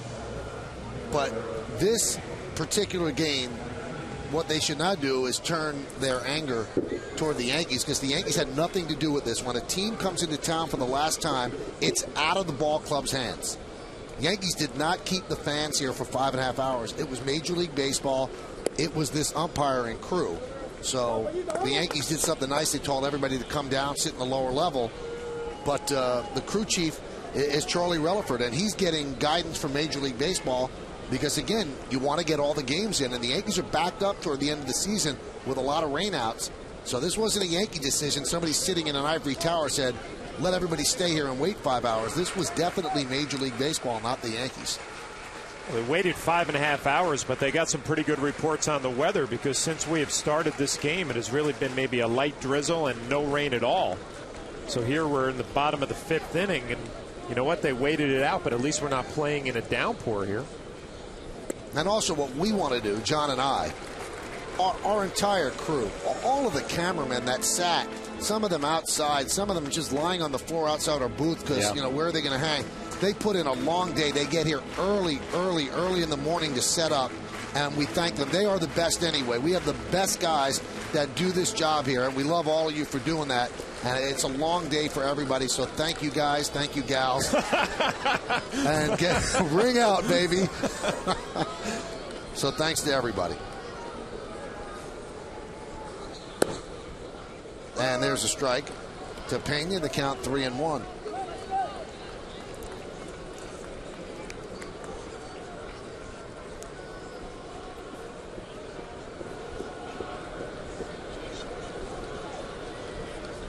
And the pitch. Blooped into center field. Coming on Patterson. And he makes the play on the run for the final out of the 5th. So it's an official game now. No runs, 2 hits, no errors, and 1 man left on base. We go to the 6th at the stadium. It's 3-0 pesky Nats. Hi, Jack.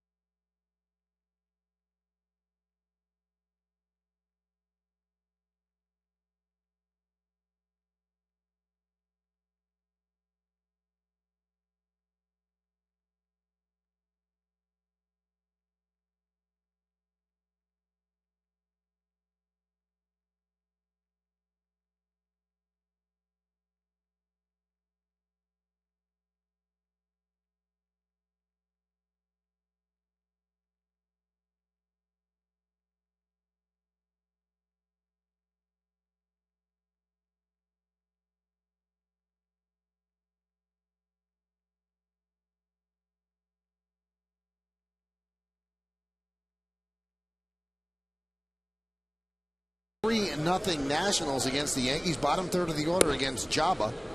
And the first pitch is a strike.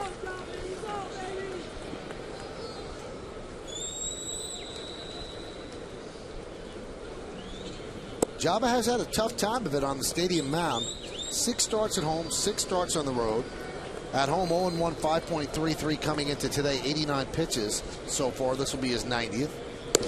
And then on the road, he's 3-0 with a 2.72. Right now, he's trailing 3-0 in the 6th inning. Of all the players, John, after a 5-hour and 26-minute rain delay, do you think that the pitcher is most adversely affected because he's gearing his whole week up to that start time of 107, and all of a sudden he has to shut it down for 5.5 hours? I would say yes, except for the fact that when we woke up this morning and came to the stadium, I don't think anybody thought the game was going to start on time. So mentally, I don't think Jabba Chamberlain ever got to that place. Ground ball up the middle, Cano. One away. I don't think he ever got to that place mentally where he said, you know what, we're going to play this game. Yankees Baseball on Yes is brought to you in part by J&R Music and Computer World, and by your Tri-State Ford dealer, the official truck of the New York Yankees. Those guys have been through this a while. Andy Pettit and CC Sabathia, and when you're a young pitcher, you're learning how to deal with these adverse moments, long rain delays, things like that. Here's Will Nieves. And it's hard to say that that's what affected me. He did give up a run in the first inning, but those first couple of innings, free and easy. Throwing strikes first pitch, and then he ran into trouble in the fourth where he had a plus 30 pitch inning. And then more trouble in the 5th.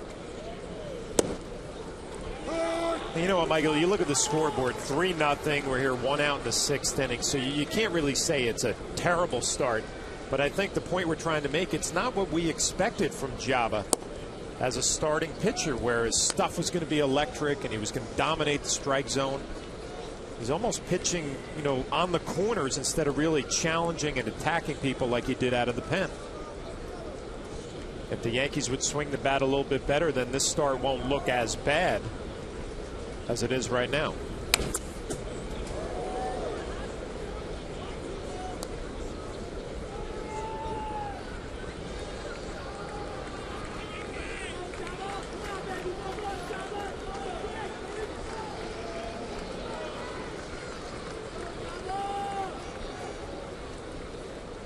And the 2-2. Problem in this type of a ball game, I mean, you're playing the Nationals, who have only won their 17th game of the season last night. And the Yankees were thinking taking 3 here at home. Now you're trying to go for 2 out of 3, and you're down 3-0 in the 6th inning. The pressure squarely goes to the Yankees the second half of this ball game. Try to figure out a way to have another comeback win. Swing and a miss. 2 away. Another good slider. Will Nieves swings right over the top. See the grip for Jabba Chamberlain, the nice finish with that wrist.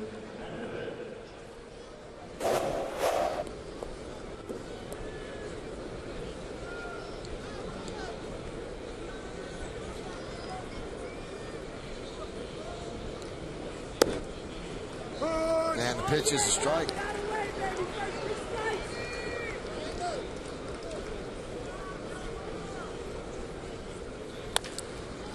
Another ground ball to Cano. Nice easy inning for Chamberlain. Through 6, he's thrown 100 pitches. He's allowed 3 runs, and those 3 runs are holding up because Stammen's done a good job. 3-0 Nats.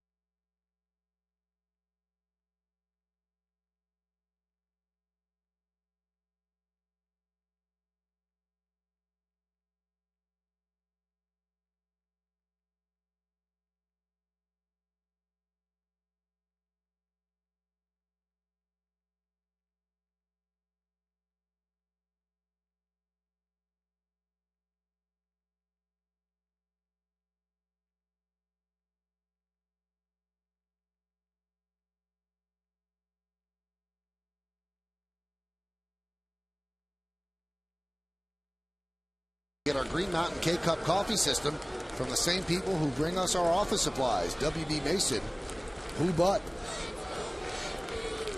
Now the Yankee offense has been stymied now for close to 2 straight games by 2 rookie pitchers. Craig Stammen, looking for his first big league win, has shut out the Yankees through 5, and the pitch to the leadoff batter Gardner is a strike. It'll be Gardner, Damon, and Teixeira.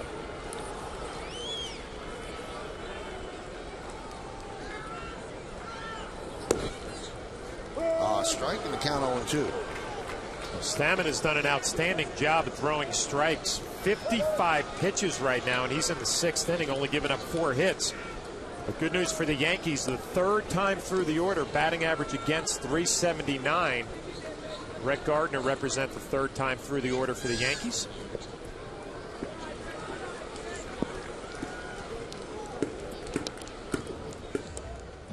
It's amazing. Stammen's pitch count is 56. Now, the first time ever facing the Yankees this season, starters 4 and 5, 5.17.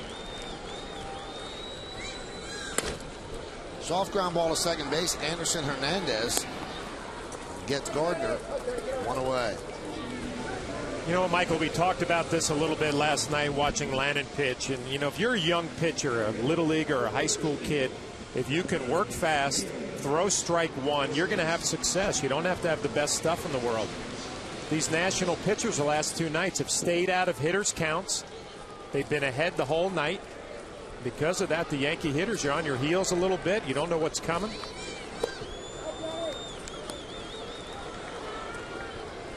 Johnny Damon finally gets in a hitter's count 1-0 and makes life a whole lot easier offensively when you're ahead in the count. Shattered bat. Nice play by Hernandez. And there's 2 away. Time for another look at tonight's Toyota text poll. Once again, the question, did Chien-Ming Wang pitch well enough last night to remain in the rotation? You've been texting us at 58772. Here are the results. 58% say he did pitch well enough. 42% said no. Joe Girardi texted yes, so he's going to start on Tuesday in Atlanta. There's a strike to Mark Teixeira.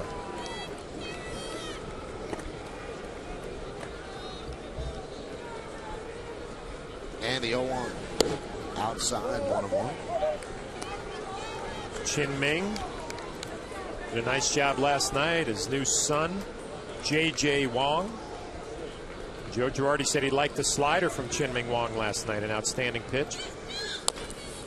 Tried to pull an outside pitch, and Nick Johnson's right there. And 3 ground balls, a 1-2-3. I think a 9-pitch inning for Stammen, who's really stifling the Yankees. We go to the 7th. It is 3-0 Nationals.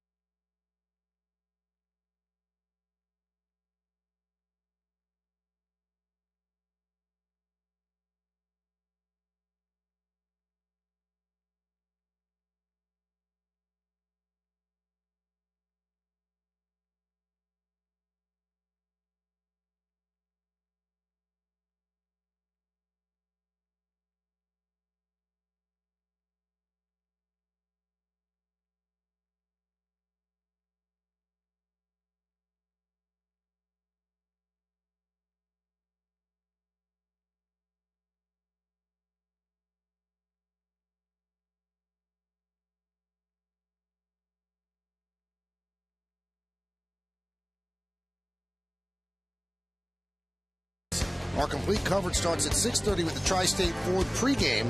Then Ken Singleton, Paul O'Neill, and I have the call. Yankees Marlins tomorrow starting at 6:30. It's only on Yes. And Joe Girardi makes the call to the bullpen, brought to you by AT&T, your world delivered. And that call brings in Alfredo Aceves on a relief of Jabba Chamberlain.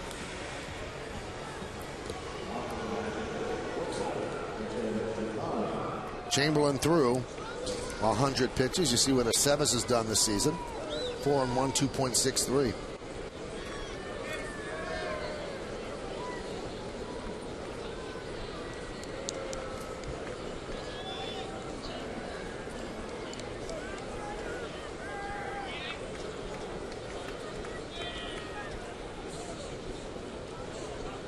Pitch to Guzman. Lined right at Cano. One away. One pitch, one out. Christian Guzman is having a nice series. He's on everything. First pitch swing and line drive right at Robinson Cano. But again, one of the things you like about Aceves coming out of that bullpen, not afraid to throw strikes, only 6 walks on the year. Joe Girardi, you know what you're getting out of this relief pitcher and the fact that he's going to challenge people, change speeds, and throw strikes. There's a strike. Yesterday, Aceves threw 5 pitches. He got 2 outs. And looked like he was going to glom up another win when the Yankees rallied in the bottom of the 9th inning, but they fell short. And was fouled away. Well, Jabba Chamberlain's start, 3 runs, 6 innings, 100 pitches. He walked 4, struck out 6. Not a bad start, not a great start because of the Yankees not swinging the bats. Craig Stammen stifling. Looks a lot worse than it was. I think the 4 walks probably bothered me, especially bunched up there.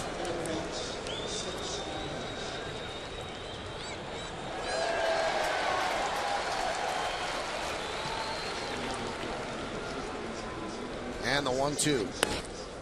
Served into left center field. Giving chase is Gardner on the run, and he makes the play. Took an extra base hit away from Nick Johnson. Well, it looked like a changeup from Aceves, and Nick Johnson had a big swing, but he hit it off the end of the bat, and I think that fooled Brett Gardner. Thought that ball was going to carry a little more, and then he had to make up a little bit of ground. Comes in a nice sliding catch. He had a nice route to it, and then he figured out he was too deep, came in, covered some ground. Off the end of the bat from Nick Johnson, a big swing. He hit it off the end. It kind of deadens the ball, doesn't have a lot of carry, and a nice play by Brett Gardner. Pitch to Zimmerman is a breaking ball strike. Zimmerman's had a big night, 3 for 3, scored 2 runs, drove in 1.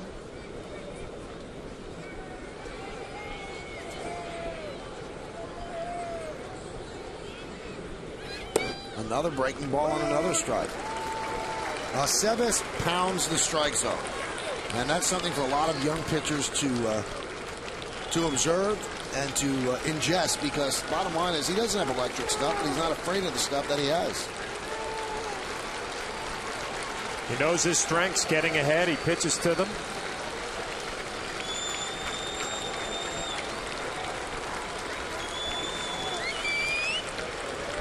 And the 0-2.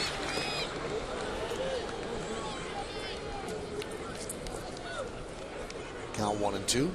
Thrown 3 consecutive curveballs to Zimmerman. Has done a nice job of slowing him down. When you throw back-to-back-to-back slow curveballs, you kind of get a hitter on his heels. Might be an opportunity to run a fastball in on his hands and try to jam him. 1-2.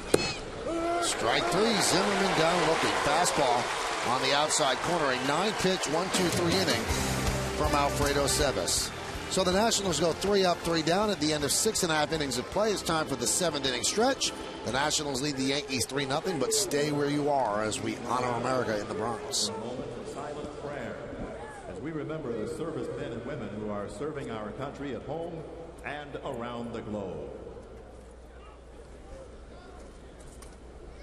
Now please join Kate Smith as she sings God Bless America. God bless America, land that I love. Stand beside her and guide her through the night with a light from above, from the mountains to the prairie to the ocean. Like a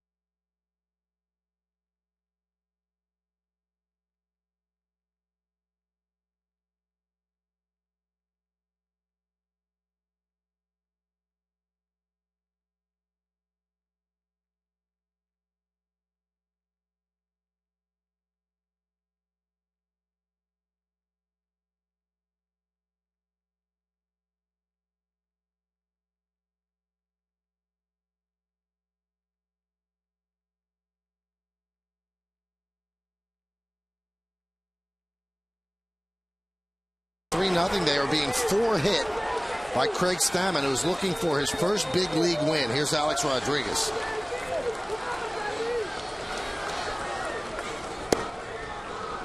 And there's a strike. Hey, John, nobody, and you see what Stammen's done, how effective he's been, how economical he's been. Nobody wants to take anything away from Lannon yesterday and Stammen today, because that's not right. The pitchers have something to do with it. But let's be honest. The Washington Nationals come into this city with 16 wins. The Yankees cannot allow the worst team in baseball to come into their home field and take 2 games. I mean, the Yankees really have to have a rally in their bones. It would be embarrassing to lose 2 games to this team. Well, you said it the first night. You don't ever come into a series thinking you're going to sweep all 3. But if you're the Yankees playing the Nationals in your home building, you're thinking 3 games. Verdi lost last night's game, so now you're trying to salvage 2 out of 3. I was impressed with Landon last night. And not to say that I'm not impressed with Stammen tonight, but he's coming right at the Yankees with fastballs. I mean, he's not really even messing around with too many changeups or off-speed pitches. And it's 88 miles an hour. It has a little bit of run. 3rd time through the order, you have to see some better at-bats, some better swings. Yankees are going to make a comeback. Well, they almost came back last night, but almost doesn't count. They fell short. They lost 3-2. They have to make a comeback tonight. They're down 3-0. And the Nationals have not won a series since May 8th through the 10th against the Diamondbacks. So that's over a month. And when this team came into town, people were talking about them in the same breath as the 1962 Mets, who lost 120 games. And really bluntly put, it's unacceptable. The 2-2 is fouled away. Well, Michael, what did I say the first night? And I played on some bad Tampa Bay teams. When you come in a situation with Manny Acta and his ball club and you're struggling, 16 wins coming into this series, there's some excitement. You come in to play the Yankees. You have a nice new stadium. a big crowd. You're ready to play, and the Yankees have to match that effort, and they have not last night and tonight.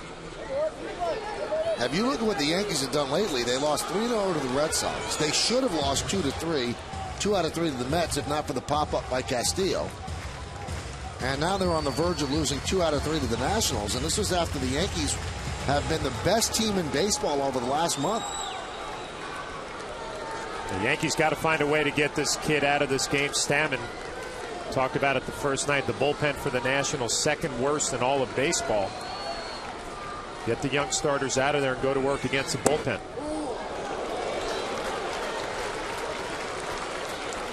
Pitch after pitch to Alex Rodriguez. They've all been inside, and with a little bit of movement.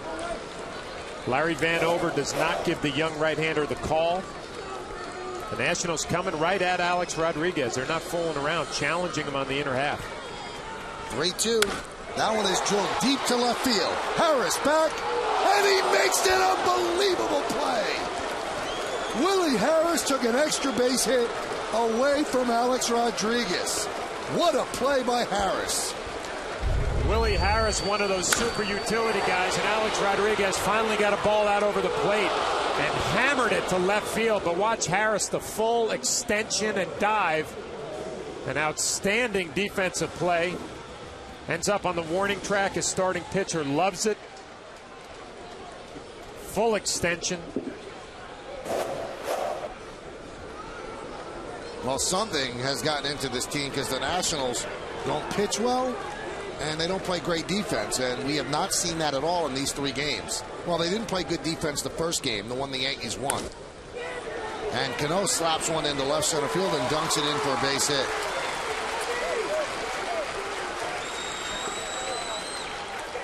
Again, Robinson Cano, first pitch swinging. And he's getting some pitches to hit. A nice little sinker on the outer half. Stammen showed he's going to throw strikes. Robinson Cano goes up there aggressive on the first pitch. Starting to see some better swings for the Yankees. Third time through.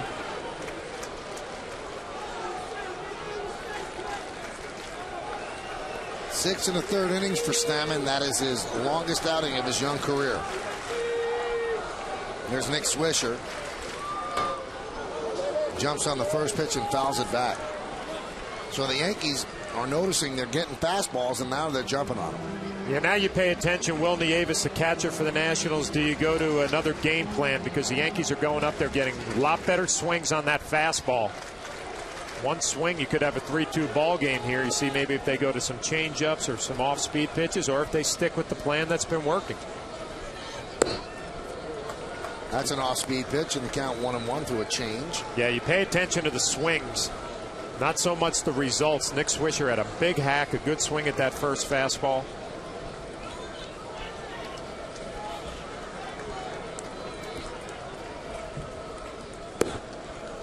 And a strike. 1-2.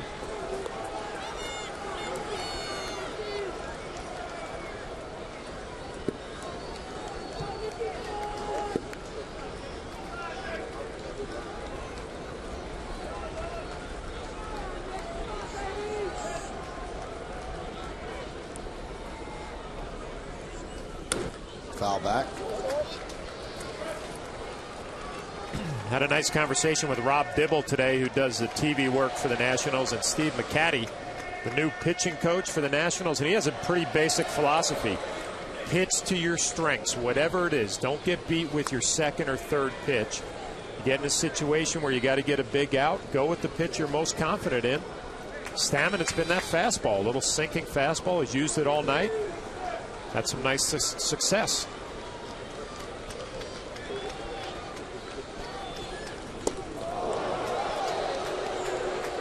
Swisher has to skip rope to get out of the way.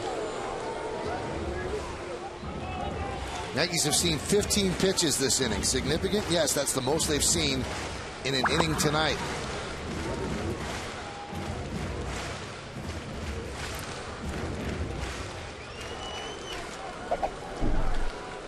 The most pitches Stammen has used this year, 95 in his second major league start. He's up at 77 right now in the 7th inning. 2-2. Missed outside. And Matsui's on deck.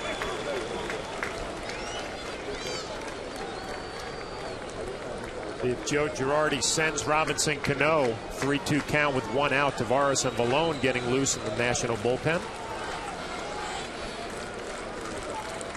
They want to create some movement on the base paths, get something going, force some action here with Nick Swisher. A guy's pretty patient. 3-2.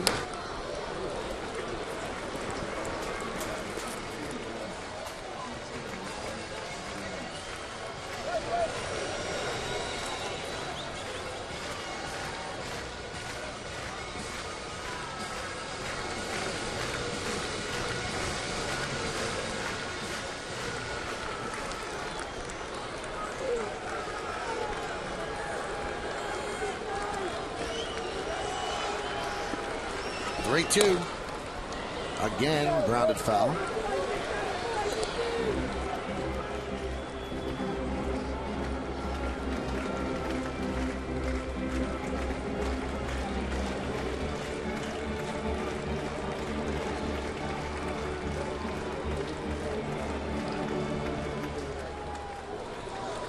This would be one of those situations pitching coach Steve McCaddy was talking about. You're going to get beat with your best pitch. It's been the sinking fastball all night.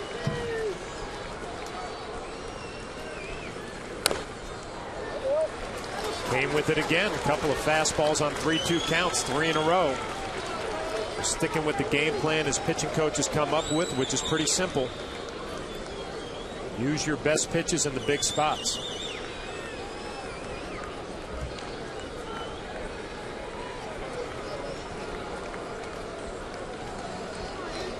Those kids were newborns when the night started.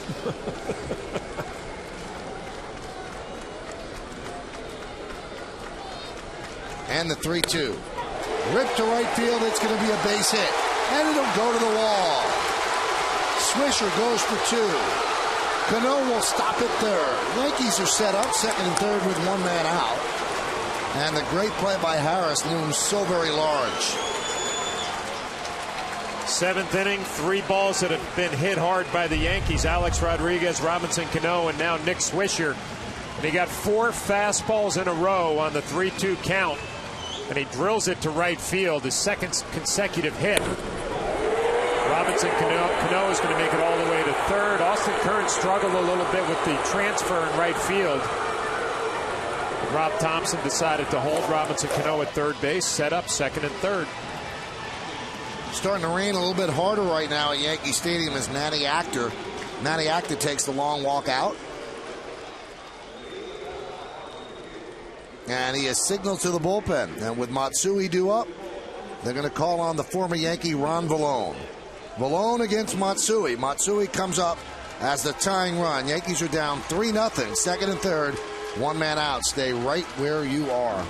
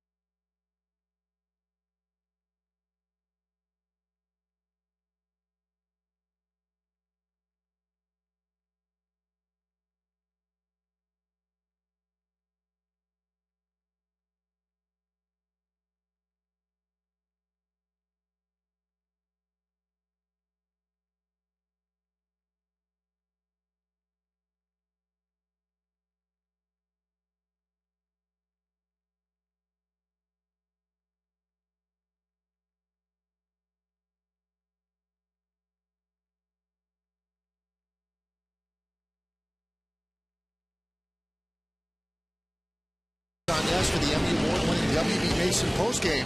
Bob Lorenz back in the studio with analysis from this entire series and also a look around the majors. Plus, Kimberly Jones has the reaction from the clubhouse. The WB Mason postgame. It's only on Yes. Well, Craig Stammen is going to have to hope that the bullpen does its job, and he could then pick up his first big league victory. No walks for the youngster. Ron Vallone has 10 walks and 10 strikeouts in just under 20 innings. Second and third, one out. Matsui against Vallone. Drilled down the right field line, but foul. The Yankee fans are used to seeing Ron Vallone. He's proud of his fastball, even though he's lost a few miles on it. 88 miles an hour there. Hideki Matsui, a little bit too quick. They're one out and first base open, left on left here. Cervelli on deck. You got to believe Jorge Posada probably taking some swings. In the Yankees batting cage, maybe getting ready for a pinch hit at bat if Hideki Matsui can do something.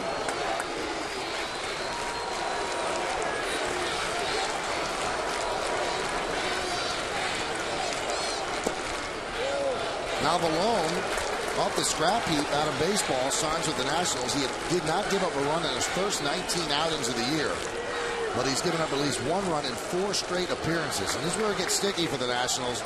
Their bullpen not too good. And now their bullpen's going to have to get 8 outs to nail down this victory. That's what we saw in the first game of the series. The Yankees really did some damage on Ron Vallone and the rest of that National bullpen to pull out a victory. The 1-1. There's a strike. Good pitch on the outside corner. On Tuesday, we saw Vallone. He was hammered. 1-inning pitch, 3 hits, and 2 runs allowed. He ended up getting the loss in that game. Yeah, McDougal came in after him, walked a few. Beimel came in after him. Really don't have anybody at the end of that National bullpen that is going to intimidate you.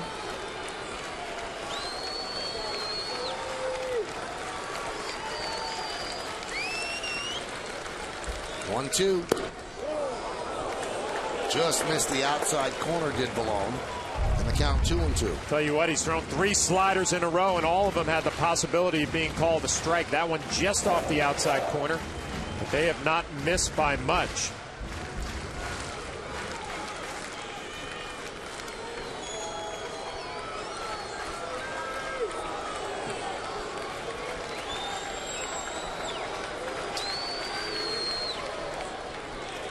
Two. He struck him out. Fastball up and in.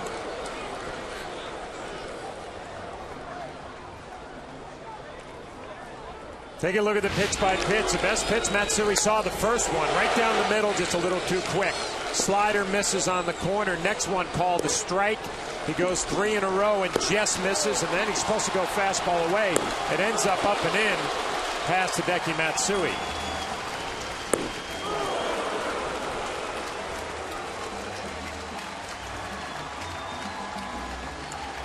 And now with Cervelli due up, they're going to go with Posada as a pinch hitter.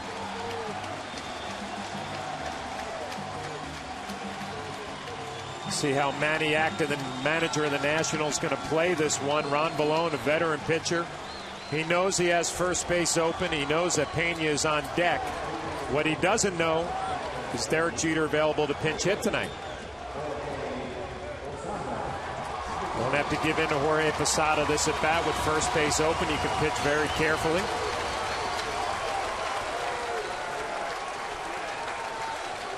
Always a danger for Joe Girardi. You send up Posada in a bat like this, they could just walk him. You kind of lose that plate appearance. It looks like they're going to try to go get him. Well, they're up by 3. In his career as a pinch hitter, not too great. 24 for 106, but 3 home runs.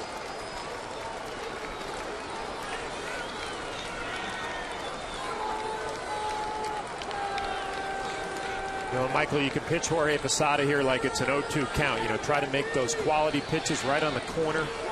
If you miss off the plate.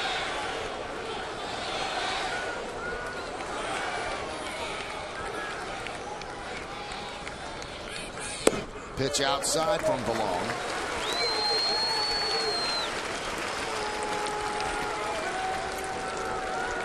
Cano is at third. Swisher's at second. 2 men out. Yankees down 3-0. Bottom of the 7th inning. Malone on a relief of Stammen.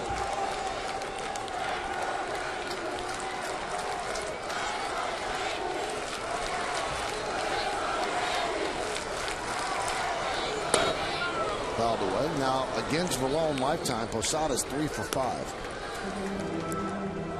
He knows him pretty well. He caught him when Malone was here. If you're Jorge Posada, you really can look out over the plate because Valone does. He used to throw mid-90s. Now he's upper 80s, low 90s. You're Jorge Posada, that's not a concern. You can stay middle of the field, try to drive one to right center. If you get it good, you have a chance of a 3-run homer. If not, you pick up a couple RBIs.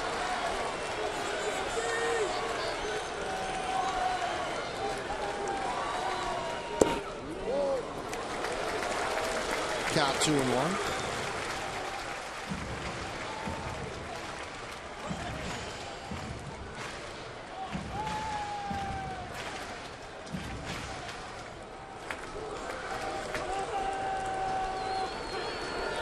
Everything has been away to Jorge Posada. Be surprised if Alone comes inside, except maybe to finish him off on a 2-2 count or 3-2. Tried to quick pitch him right there before Posada was ready, and he missed. See, Jorge was not even ready to hit, got away with it.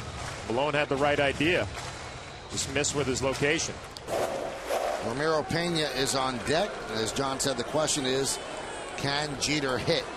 Although Pena has been a pesky hitter so far in his rookie season. First base is open.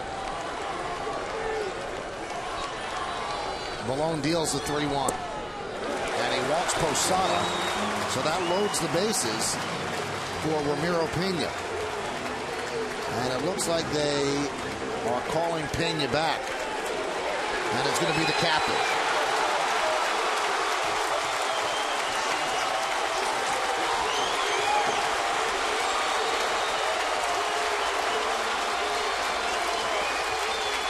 And this is on the anniversary of his only grand slam. Of Joe Borowski of the Cubs. So now he's been out for the last couple of games with a stiff left ankle. Underwent an MRI. No issues. Wanted to play. Joe Girardi wanted to give him the day off. He got the day off. This is now a night game. And he's coming off the bench to pinch hit for Ramiro Pena. And after he's announced, Manny Acta is going to signal to the bullpen for the right-hander. So the wheels are turning for both managers. So Julian Taveras will come in, and he is going to face Derek Jeter, the veteran right-hander, against the Yankee captain. Yankees are down 3-0. Jeter and Taveras when we get back.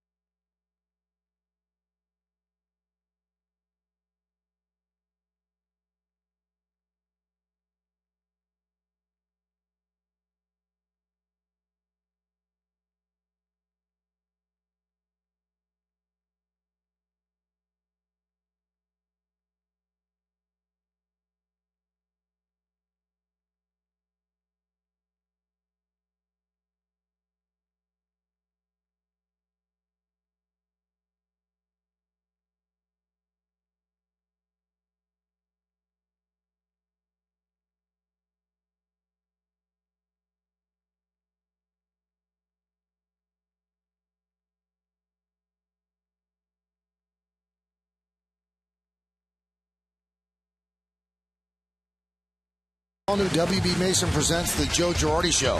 Get the skipper's take on these National League East matchups, plus a look ahead to next week's second set with the Mets. It's an all-new Joe Girardi Show, Sunday night at 9, only on Yes. Those are the numbers on the veteran Tavares. This will be his 30th game. Less than a hit per inning, about a strikeout per inning, 16 walks. He has 1 save. Now, Derek Jeter, all he knows is starting. See his numbers with the bases loaded. We showed you that one granny. He's only been a pinch hitter 4 times. He walked once. The other 3 times he didn't get a hit. He also does not have good numbers against Tavares. 167, 3 for 18 in his career.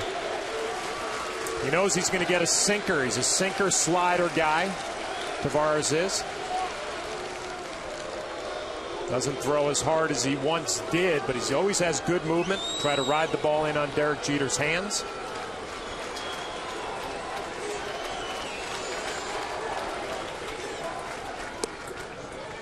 And a strike.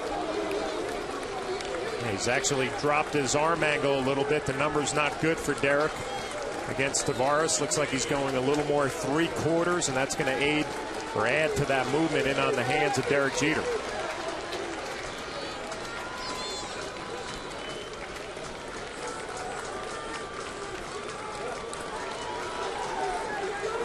So Jeter off the bench in a big spot. The 0-1. Check swing. Did he go? No. Said Sam Holbrook. And you know what, Michael? That left ankle problem for Derek Jeter really should not be too much of a problem hitting. It's going to be a problem running.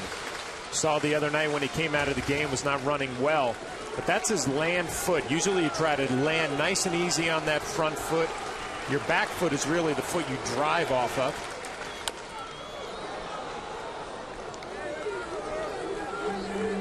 And the count 1-2. Yeah, where he's really going to feel it probably is that first step out of the box, but swinging the bat shouldn't be much of a problem.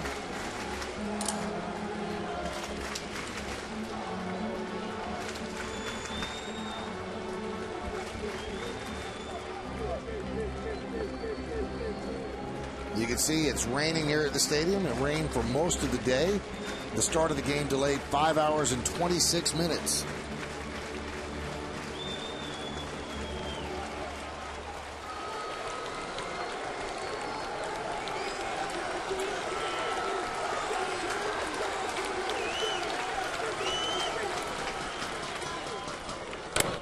And that was a Louis Tiant move there. I've never seen Tavares do that.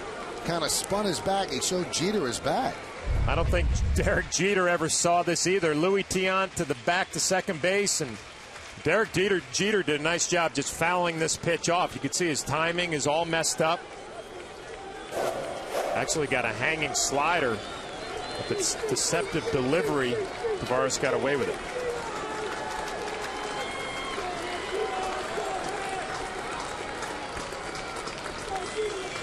And the 1-2.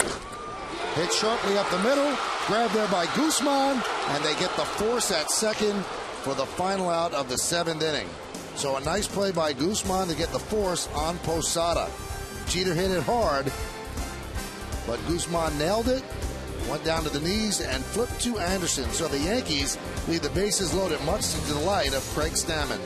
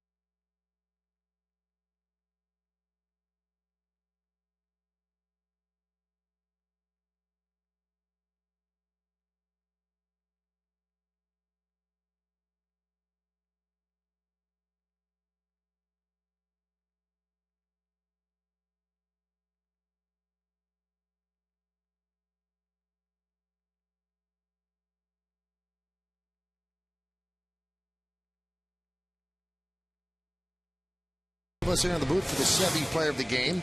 Text your vote to 58772. Today's candidates are number 1, Jabba Chamberlain, number 2, Christian Guzman, number 3, Greg Stammen, and number 4, Ryan Zimmerman. Vote now, make your voice heard. Standard text messaging rates apply. Some changes for the Yankees. The first one, Phil Koch takes over, third pitcher for the Yanks. Chamberlain pitched 6 innings, Aceves a scoreless 7th, and now Phil Koch here in the 8th. And those are Koch's numbers. Derek Jeter, who pinch hit for Pena, stays in to play short, and Posado pinch hit for Cervelli, stays in to catch. Now the Yankees just did something that I think is great, and I think it's warranted and it's well deserved for the fans that have had to battle through this day. The Yankees announced they are rewarding all fans with tickets for today's game against the Nationals for their patience and support with a free ticket offer. Fans may redeem their June 18th 09 ticket. Pitch to Dunn is low, regardless of whether it was used to attend the game or not, for a free bleachers, grandstand, or terrace ticket at Yankee Stadium to a non-premium game this season or a non-premium game in the 2010 season. The 1-0. Fans may choose to use their ticket as a coupon to purchase a half-price ticket in any other non-suite seating location to a remaining non-premium game in the 09 season or any non-premium game in the 2010 season. And the tickets can be used as a coupon at Yankee Stadium advanced ticket windows.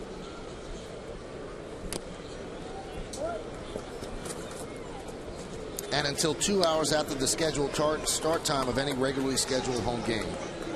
So whoever's fault this is for the game being delayed as long as it was, whether Major League Baseball or the Yankees, I thought the Yankees did a nice thing. The people that were here, I mean, unbelievable fans to hang that long. As Dunn pops it up, a broken bat. Coming on is Gardner, is going to dunk in for a base hit. Damon backs up Gardner, and Dunn picks up a single. He's 2 for 2 with 2 walks. Well, Adam Dunn, you have to respect the power. 18 home runs. He shatters his bat. Brett Gardner playing so deep in center field, respecting that power. And this ball is just hit perfectly out of the reach of Derek Jeter in front of Brett Gardner. So Adam Dunn gets rewarded with a base hit because of his power potential. And one more thing just to finish up the tickets that the Yankees are going to give. Even if you didn't come to the game, hey, you thought it was raining, you thought there was no chance they're going to play, you could still get a free ticket to a non-premium game. So I think that's fair, and the people that are here, they get rewarded as well. They get to see a game, and they'll get to see another game. Yeah, 5.5 hours, a long time to hang today. So congratulations to the fans to enjoy another game. And nice job by the Yankees. The 1-0. That one's driven deep to center field. Going back, Gardner. Still back, still back, still back, still back. And he makes the play and crashes into the wall. As Dunn heads back to first, and Gardner's on the warning track. He really hit that wall hard. Nick Swisher runs from right. Johnny Damon goes over. Alex Rodriguez jogs out. The entire team jogs out. And Gene Monahan and Joe Girardi on their way out there as well. Boy, did he hit that wall hard. Mike Harkey, the bullpen coach, quickly out as well.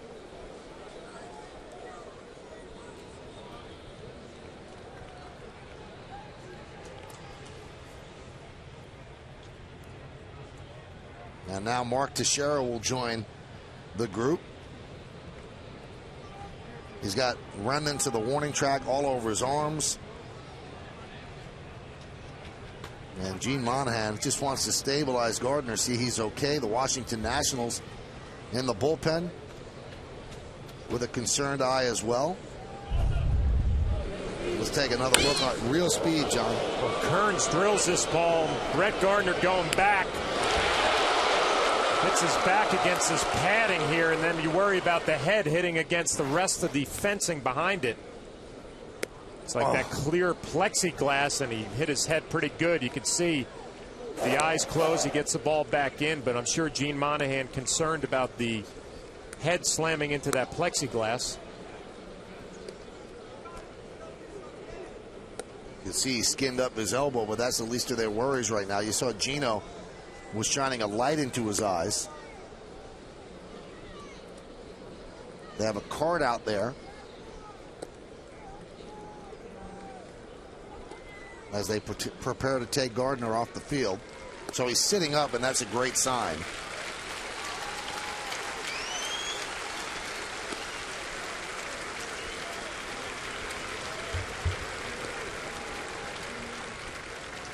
And then Gino there with some smelling salts.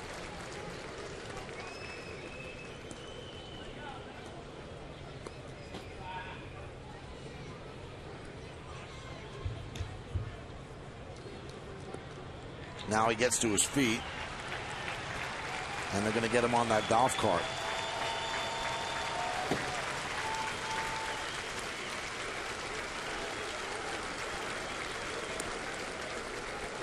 Well, that was a heck of a play by Gardner. And Melky Cabrera is going to come in and take over for Gardner in center field. Gene Monahan will get on the cart with him. Right off the bat, I didn't think Brett Gardner had any play. Ball was smoked to center field.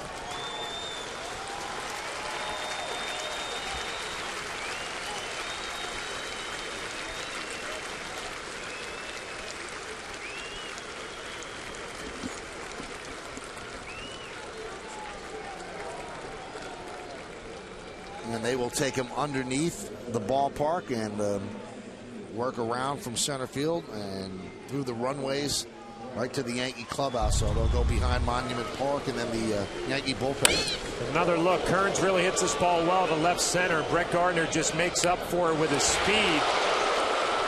No regard for his body, slamming into the wall, his head. Back up against that plexiglass. You worry about a concussion. And the presence of mind to get rid of the ball and get it to Johnny Damon as Adam Dunn went back to first. So the Yankees have pretty much used their bench now. There's one more player. It's Angel Barroa, and that's it. So they've used Jeter. They've used Posada. Now Cabrera comes in to play center field.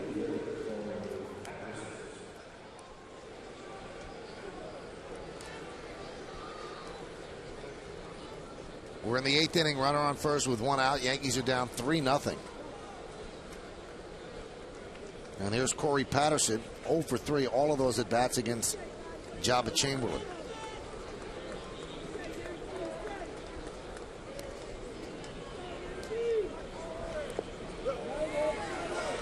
Patterson with some weak hacks. And that was the same deal last night. He struck out against Phil Koch. Having a tough time picking up the slider from Phil Koch.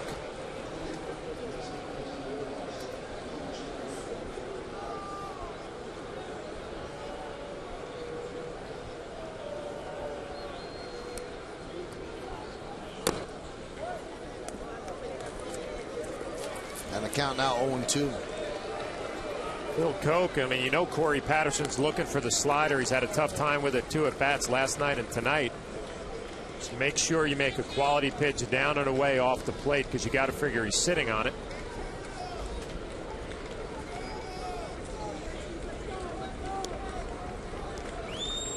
The 0-2.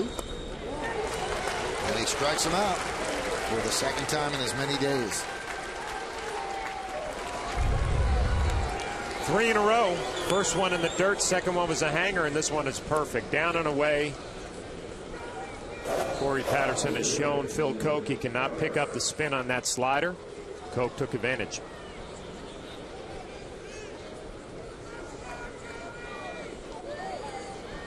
That's going to bring up Willie Harris. Harris made an unbelievable play in the 7th inning on Alex Rodriguez's liner to left field, and that changed the whole inning.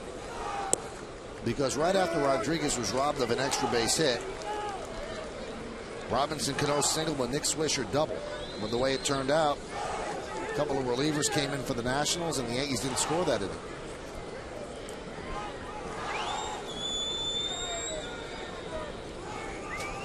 The 0-1. 1-1.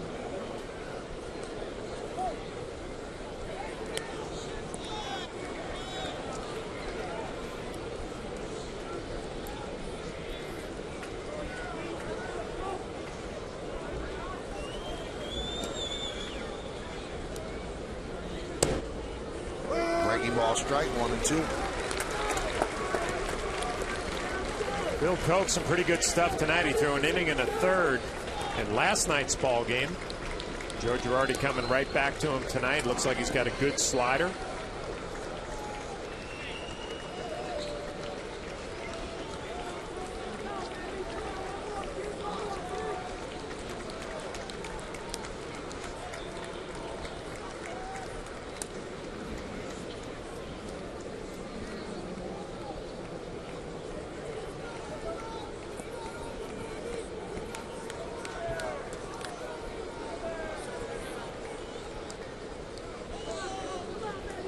Count 1-2 on Harris. We're in the 8th inning. Yankees down 3-0. Rain continuing to fall here at the stadium. Swing and a miss, and Harris down on strikes. Good inning for Phil Koch. No runs, a hit, no errors, and 1 man left. An unbelievable play by Brett Gardner, but he's out of the game. Yankees coming up the bat.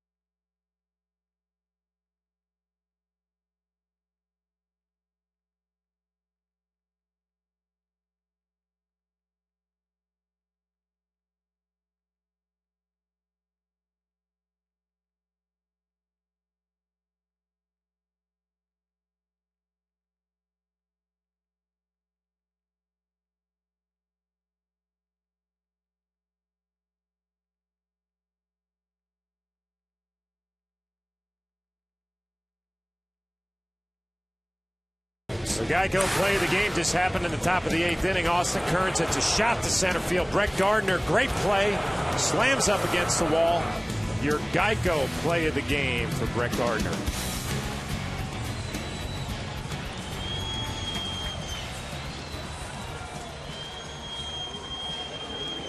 Well, they're going to bring in the left-hander Joe Beimel, using their final lefty. Only have 2, Rolone and Beimel. And he's going to face Cabrera in for Gardner, Damon, and then Teixeira. So 2 switch hitters and a lefty.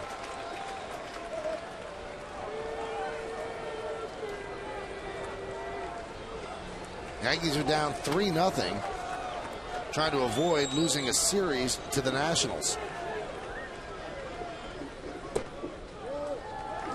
Count 1-0.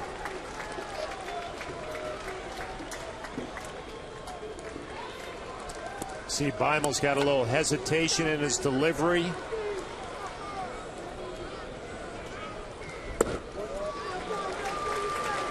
Little deception there that throws the hitters off. Doesn't have overpowering stuff.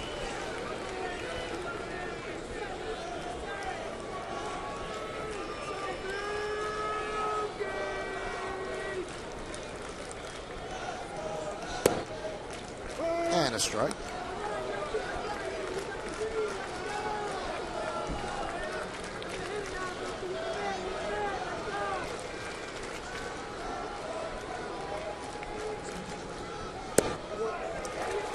And the count 3-1. The Yankees, you have 6 offensive outs left in this ball game. You have to grind some at bats out, get some runners on base. Done a nice job of having some late rallies with some home runs. And there's a strike in the count now, full at 3-2. Nice take by Melky Cabrera. You got to force the National bullpen to throw strikes. Grind out some at-bats, try to work your way on base.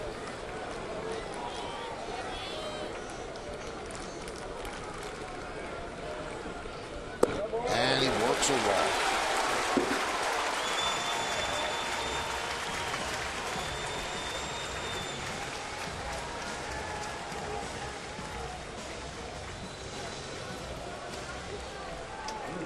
So can the Yankees rally?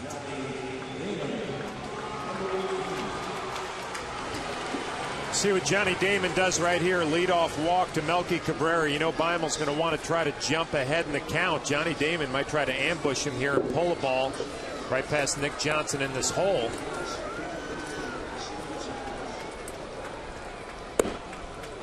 Tries to come inside. Damon checks the swing. And the count 1-0. And now you got a guy struggling a little bit with his location, but you know Johnny's trying to hook a ball right in this hole here. A little first to third possibility, but you got a lefty who's struggling location. Make sure he throws it over the plate. Don't do him any favors.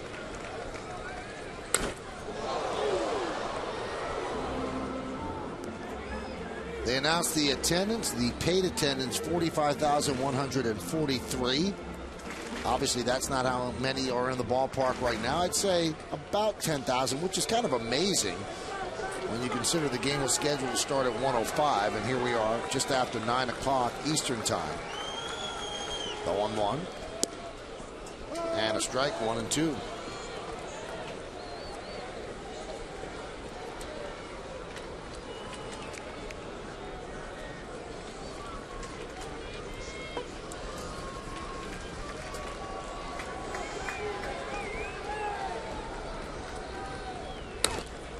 Grounded foul.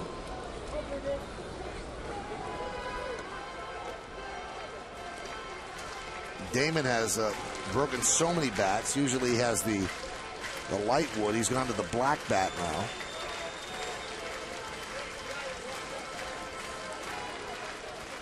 Mark Teixeira's on deck, checking out his lumber.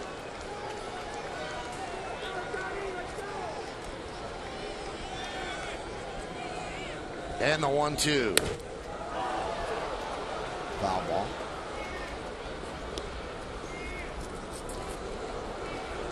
Johnny Damon get a lot of pitches on the inner half to try to hook that hole.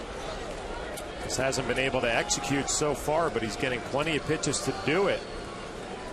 I believe at some point Beimel and Will Nieves going to go off the plate away.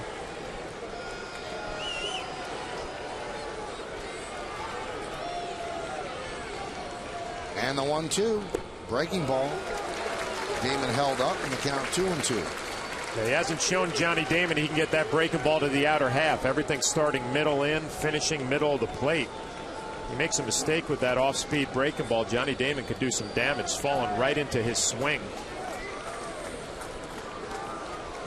Will Nieves trying to pump him up, going to go with a fastball away. The 2-2. Driven out into left center field. Giving chases Patterson on the run. He'll make the play in the gap for the first out. Hey, after the last out, keep it on yes for the Emmy Award-winning WB Mason postgame. Bob Lorenz is back in the studio with analysis from this entire series and a look around the major leagues. Plus, Kimberly Jones has the reaction from the clubhouse. It's the WB Mason postgame, and it's only on yes.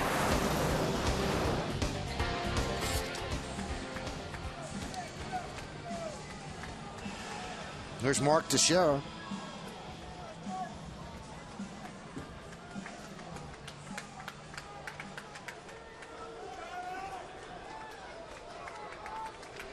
Batting right-handed against the lefty Beimel.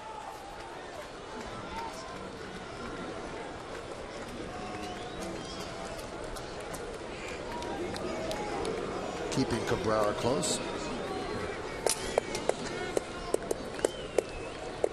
Kip Wells warming for the Nationals.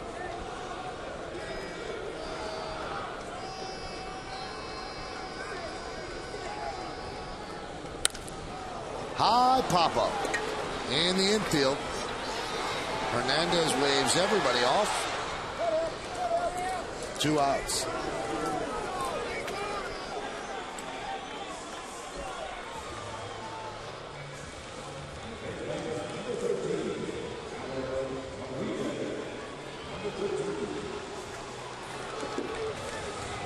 Yankees running out of outs to catch up. 4 more outs. 2 outs here in the 8th. A-Rod's 0 for 3 last time, though. He hit a bullet. Great play by Willie Harris in left field. You saw in the Evis, they keep the ball low. Well, Alex hit a bullet his last at bat. It was actually a pitch out over. The Nationals would try to crowd him on the inner half. Fly ball right field. Kearns on the run near the line. He'll put it away for the final out of the inning. So the leadoff walk to Cabrera. Wasted. No runs, no hits, no errors. 1 man left. We go to the 9th. It's 3-0 Nats.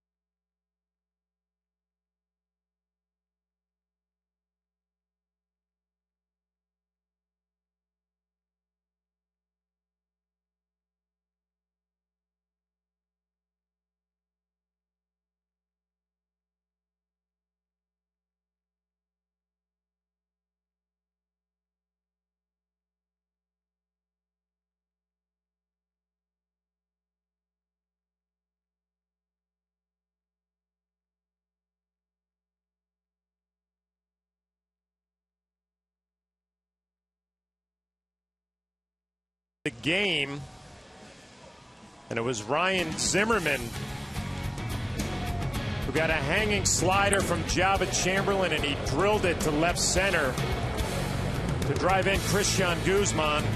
That is your Land Rover drive of the game. Zimmerman has had a big night. 3 hits, an RBI, a strikeout. Yankees trailing 3-0 here in the 9th inning. We have a pitching change. David Robertson coming in.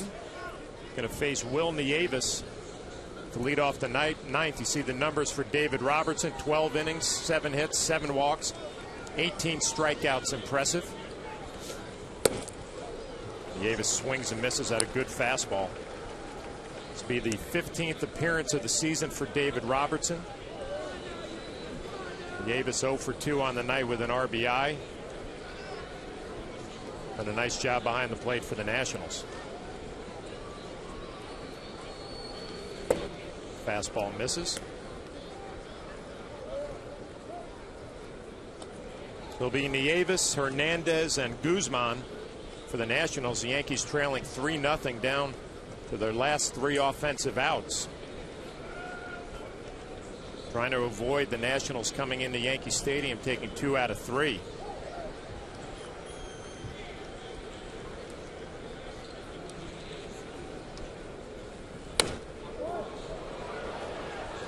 Foul ball. Count 1-2 now on the Evis. So Chamberlain started, Aceves in the 7th, Phil Koch in the 8th, and David Robertson here in the 9th.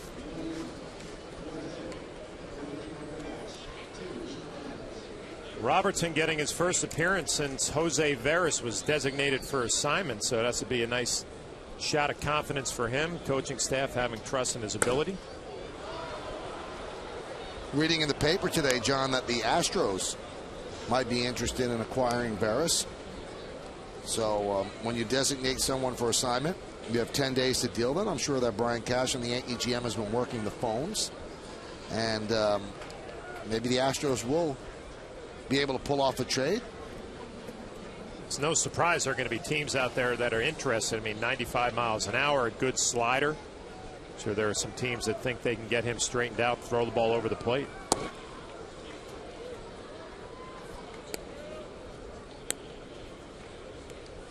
Mike McDougal closed out yesterday's game. It's been a long day, kid.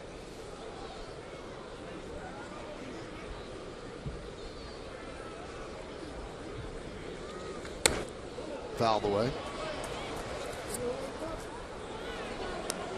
What you like about Robertson, he's got that good explosive fastball. It doesn't light up the radar gun. And a nice, easy, sneaky delivery. Ball really jumps out of his hand. You can throw the fastball by you, and then he's got a good curveball to finish some right-handed batters.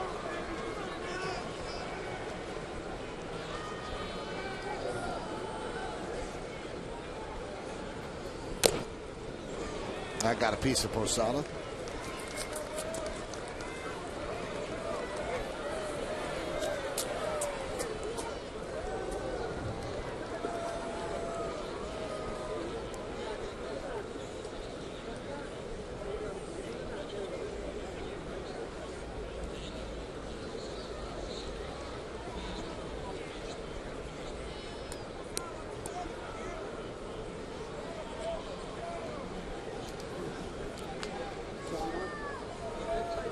Robertson deals.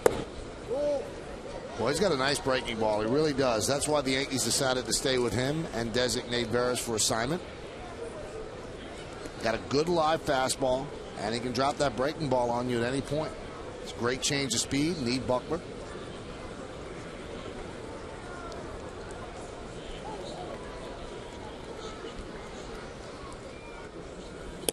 And did he hold up? Yes, he did, said Sam Holbrook. Like a fastball that kind of cut on David Robertson. You can see the finish off the plate. Will Nieves held up his swing. Unusual to see that pitch from David Robertson. I don't think that was by design. Just kind of came off the side of the baseball. Had a little cutting action on it.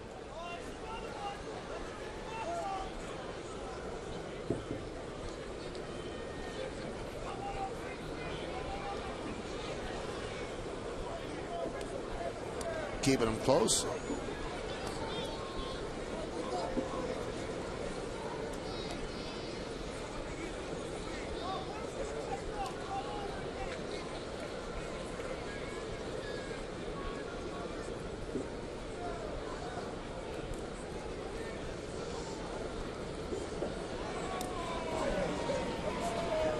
Seen this from some Yankee pitchers lately, kind of paying attention maybe a little bit too much to the running game. Will Nieves, a catcher, does not have a stolen base on the season.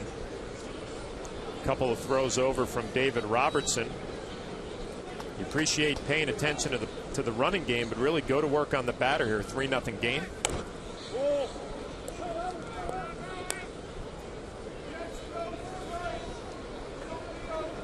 Looks like the Nationals are going to try to play a little small ball, see if they can scratch out another run. Look forward to the 9th inning for the Yankees. You're going to have Robinson Cano leading off, Nick Swisher, Hideki Matsui. David Robertson and the Yankees, you want to keep it right here, 3-0.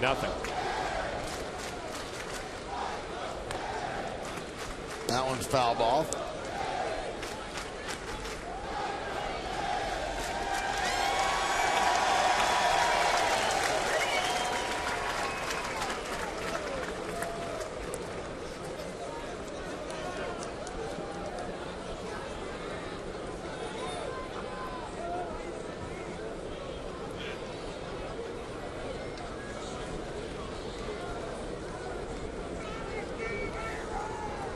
Be another throw over to first base, it looks like.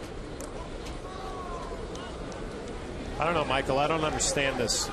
I don't get it either. We've seen it a lot this series. This series especially, yeah. It looks like they're really paying attention to the running game. And like I said, you appreciate it if you're Jorge Posada, but kind of going over the top a little bit here. Let Hernandez get this bunt down, get it out, and go to work. And now a pitch out.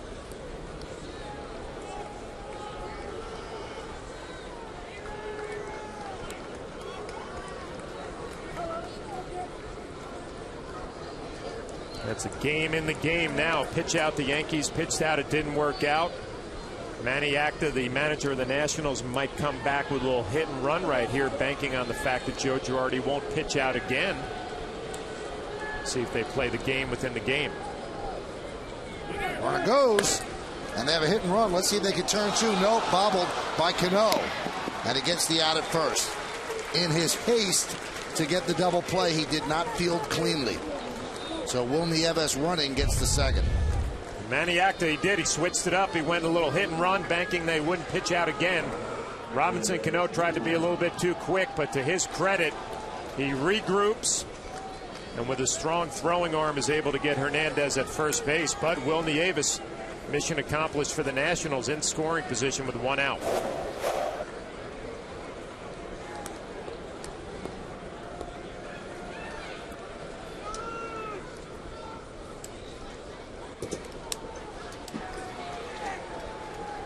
So runner at second, you want to keep that run from scoring. 3 runs is enough of a deficit. Try to make up in the bottom of the 9th inning. And here is Christian Guzman. He's 3 for 4, and when he was out, he lined out to Cano. He's hit the ball hard. And the pitch low.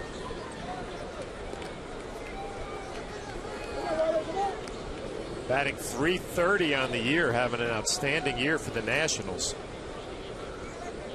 Like I said before, he's kind of back to that slashing style that he had with the Minnesota Twins. Slapped the ball on the turf. Slaps that one to second base. Cano right there as Nieves advances to third.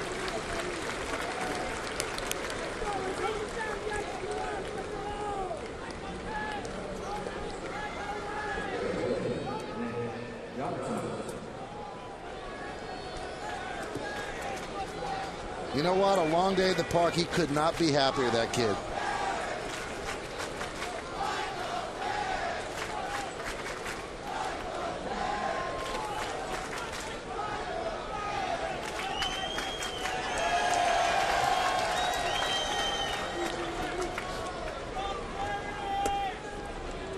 And the pitch to Johnson is high, 1-0.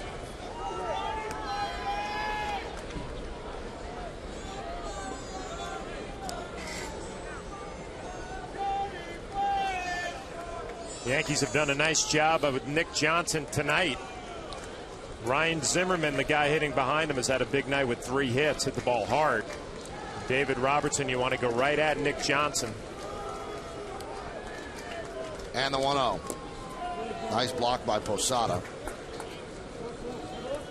It's a nice block for a catcher who's been in there the whole game. Jorge Posada came in late and does a nice job moving his glove, and the body keeps it in front. A big run.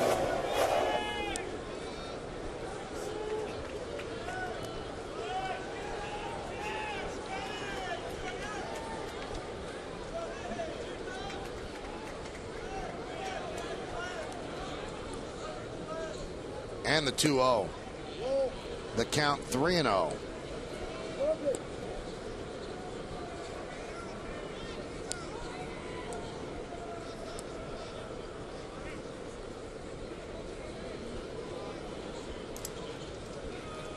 Now looks like they'll throw ball 4 on purpose. And they'll take their chance with Ryan Zimmerman. And that's taking a big chance. Zimmerman is a heck of a player.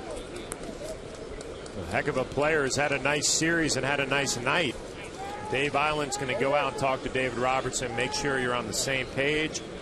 How does your stuff match up with this right-handed hitter?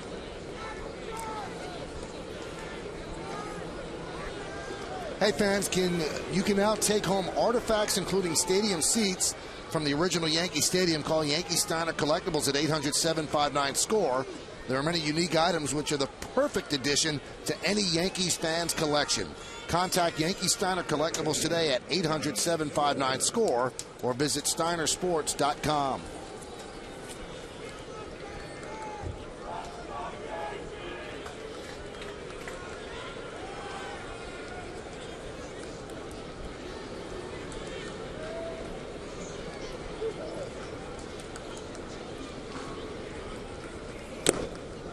Good fastball. Foul tip by Zimmerman. You cannot amplify enough how big this is. 3-0, as I mentioned, is high enough mountain to climb. You don't want to make it more than that as you go to the bottom of the 9th inning. Yankees have not had much success against this national staff over the last 2 games. The right-hander deals to Zimmerman. Fouled away, and the count 0-2.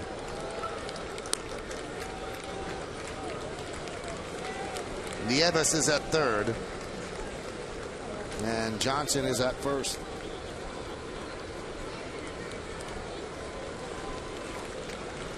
Saw Zimmerman hit a few off-speed pitches tonight. A slider from Jabba Chamberlain to right field, then a hanging slider he drilled to left center. If you're Robertson, make sure that curveball is down if you're going to throw it.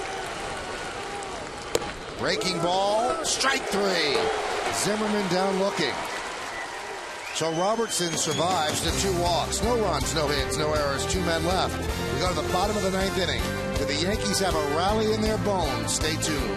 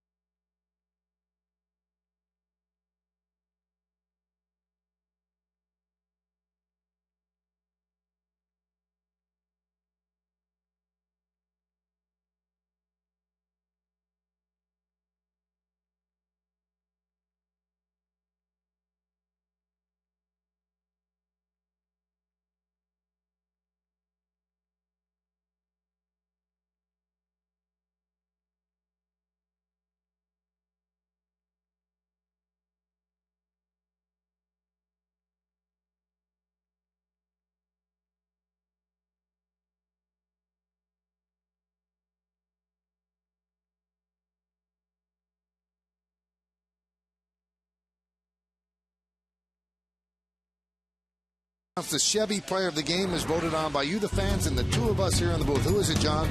Greg Stammen. He had an outstanding outing, the young right-hander for the Nationals. 6 1/3. Gave up 6 hits, struck out 2, but did not walk anybody. And right at this point in the game, he is in line for his first major league win. Your Chevy Player of the Game.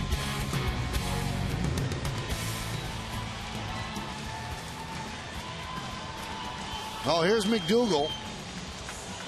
His 15th game. He has a save. And that save came in last night's game. Yankees want to work walks. He has a walk per inning, and that is key. 12 walks in 12 innings, and we talked last night. He's got an outstanding arm. 95, 96, and really good movement. And this was the matchup last night. Robinson, Cano, and McDougal just came right at Robinson. Fastballs away with movement, and finally got the double play ball. Make him throw strikes. It'll be Cano, Swisher, and Matsui. If anybody gets on, Posada, and then Jeter. Hard-throwing right-hander used to close for the Royals. And the pitch. Pours a fastball right over the middle of the plate. 0-1. Now, before last night, his last save was actually with the Kansas City Royals in 06. Then he moved on to the White Sox, and it didn't work there. They didn't like the fact that he didn't throw strikes all the time. Well, you keep taking a chance on an arm like this. Somebody who throws this hard, you think that you can harness him. Now, one thing that the Nationals have done, when Jim Bowden was the GM, he had a bunch of kids in the bullpen that just didn't know how to get outs. And when Mike Rizzo took over as the interim GM, he brought in all these veterans. He signed veterans for a low amount, guys that were out of the game, Tavares, Malone, McDougal, and Beimel, and he's hoping that they could get some outs and nail down some victories. Yeah, they might not have the best stuff like they had in the prime of their career, but they've been there before. They've done it. They've gotten some big outs. The 1-1. Ground ball, diving stop by Guzman. The long throw, not in time. Infield single for Cano. Boy, Guzman's had some series. That's Cano's 27th multi-hit game of the year. Well, just like last night, Robinson Cano hits this ball hard. Guzman does a nice job going to his right and from his knees. Doesn't get a good handle, doesn't get a strong throwing arm. Robinson Cano leading off the ninth, an infield hit. And the Yankees have some life here in the ninth inning. This was last night. He hit this ball hard, but right at Guzman, an easy double play ball. McDougal gets a save. Well, now let's see if the Yankees maybe could work a walk against McDougal. Cano's not going anywhere. Yankees need base runners right now. And the pitch to Swisher is low. If there's anybody on the Yankees that will have the patience to work a walk against McDougal, it's Nick Swisher. Nick has been struggling lately, too. He has 2 hits tonight, so he's feeling pretty good about himself. But you're right, Michael. He's going to make McDougal throw the ball over the plate, does not chase pitches. And you can see he's stepping out. He's ready to take a walk here. And he doesn't think that McDougal, I think that he's going up there thinking McDougal can't throw 3 strikes before he can throw 4 balls. Yeah, well, he's definitely making him throw strike 1, which he did there. He's going to kind of force where he wants to see a pitch, see McDougal throw a strike. And the Yankees trying to survive here, trying to get a late rally and get out of here with 2 out of 3. We'll see if they can do it. And the count 2-1. 97 miles an hour. Throws hard, has a lot of movement. A lot easier at bat for a left-handed hitter than it is a right-handed hitter. When the Yankees saw McDougal last night, he didn't mess around with Robinson Cano. It was all fastballs, so you can pretty much gear up for number 1. The 2-1. Missed outside, 3-1. McDougal looked like he wanted this pitch, but he yanked the pitch before inside, and then he goes down and away. And you're not going to get those close calls. Home plate umpire Larry Vanover, if you don't prove you can consistently hit the strike zone. Matsui on deck.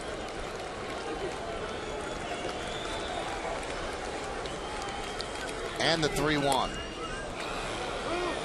And grounded off the foot of Swisher, hopping around in some pain. And another full count for him. Kind of surprised here. Nick Swisher took a big swing on the sinker baller, and he rolls right over the top. He got him in the right toe. Kind of surprised he took that big swing.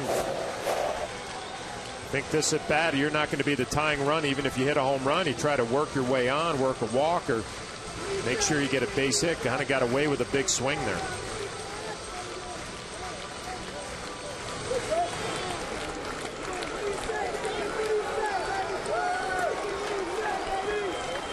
Swisher's 64th full count of the season. McDougal deals. Grounded to short. There's one. On to first. It's a double play. Yankees down to their final out. Nick Swisher goes the other way, right where you're supposed to do with that sinking fastball, but he hits it right at Guzman, kind of like last night.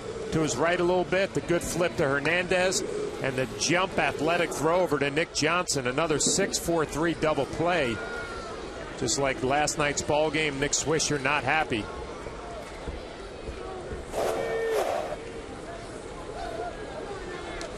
It comes down to Matsui to keep this alive. And a strike on the outside corner.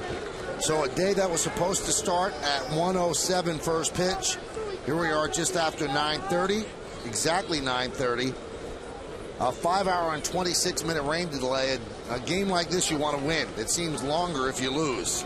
And the Yankees are right there, about to lose if they can't rally. That one is driven out to left field and deep. Harris back, still back, and he makes the play. And the Nationals win this game 3-0. In the 9th inning, no runs, a hit, no errors, and nobody left on base. McDougal nails it down. Greg Stammen picks up his first Major League victory.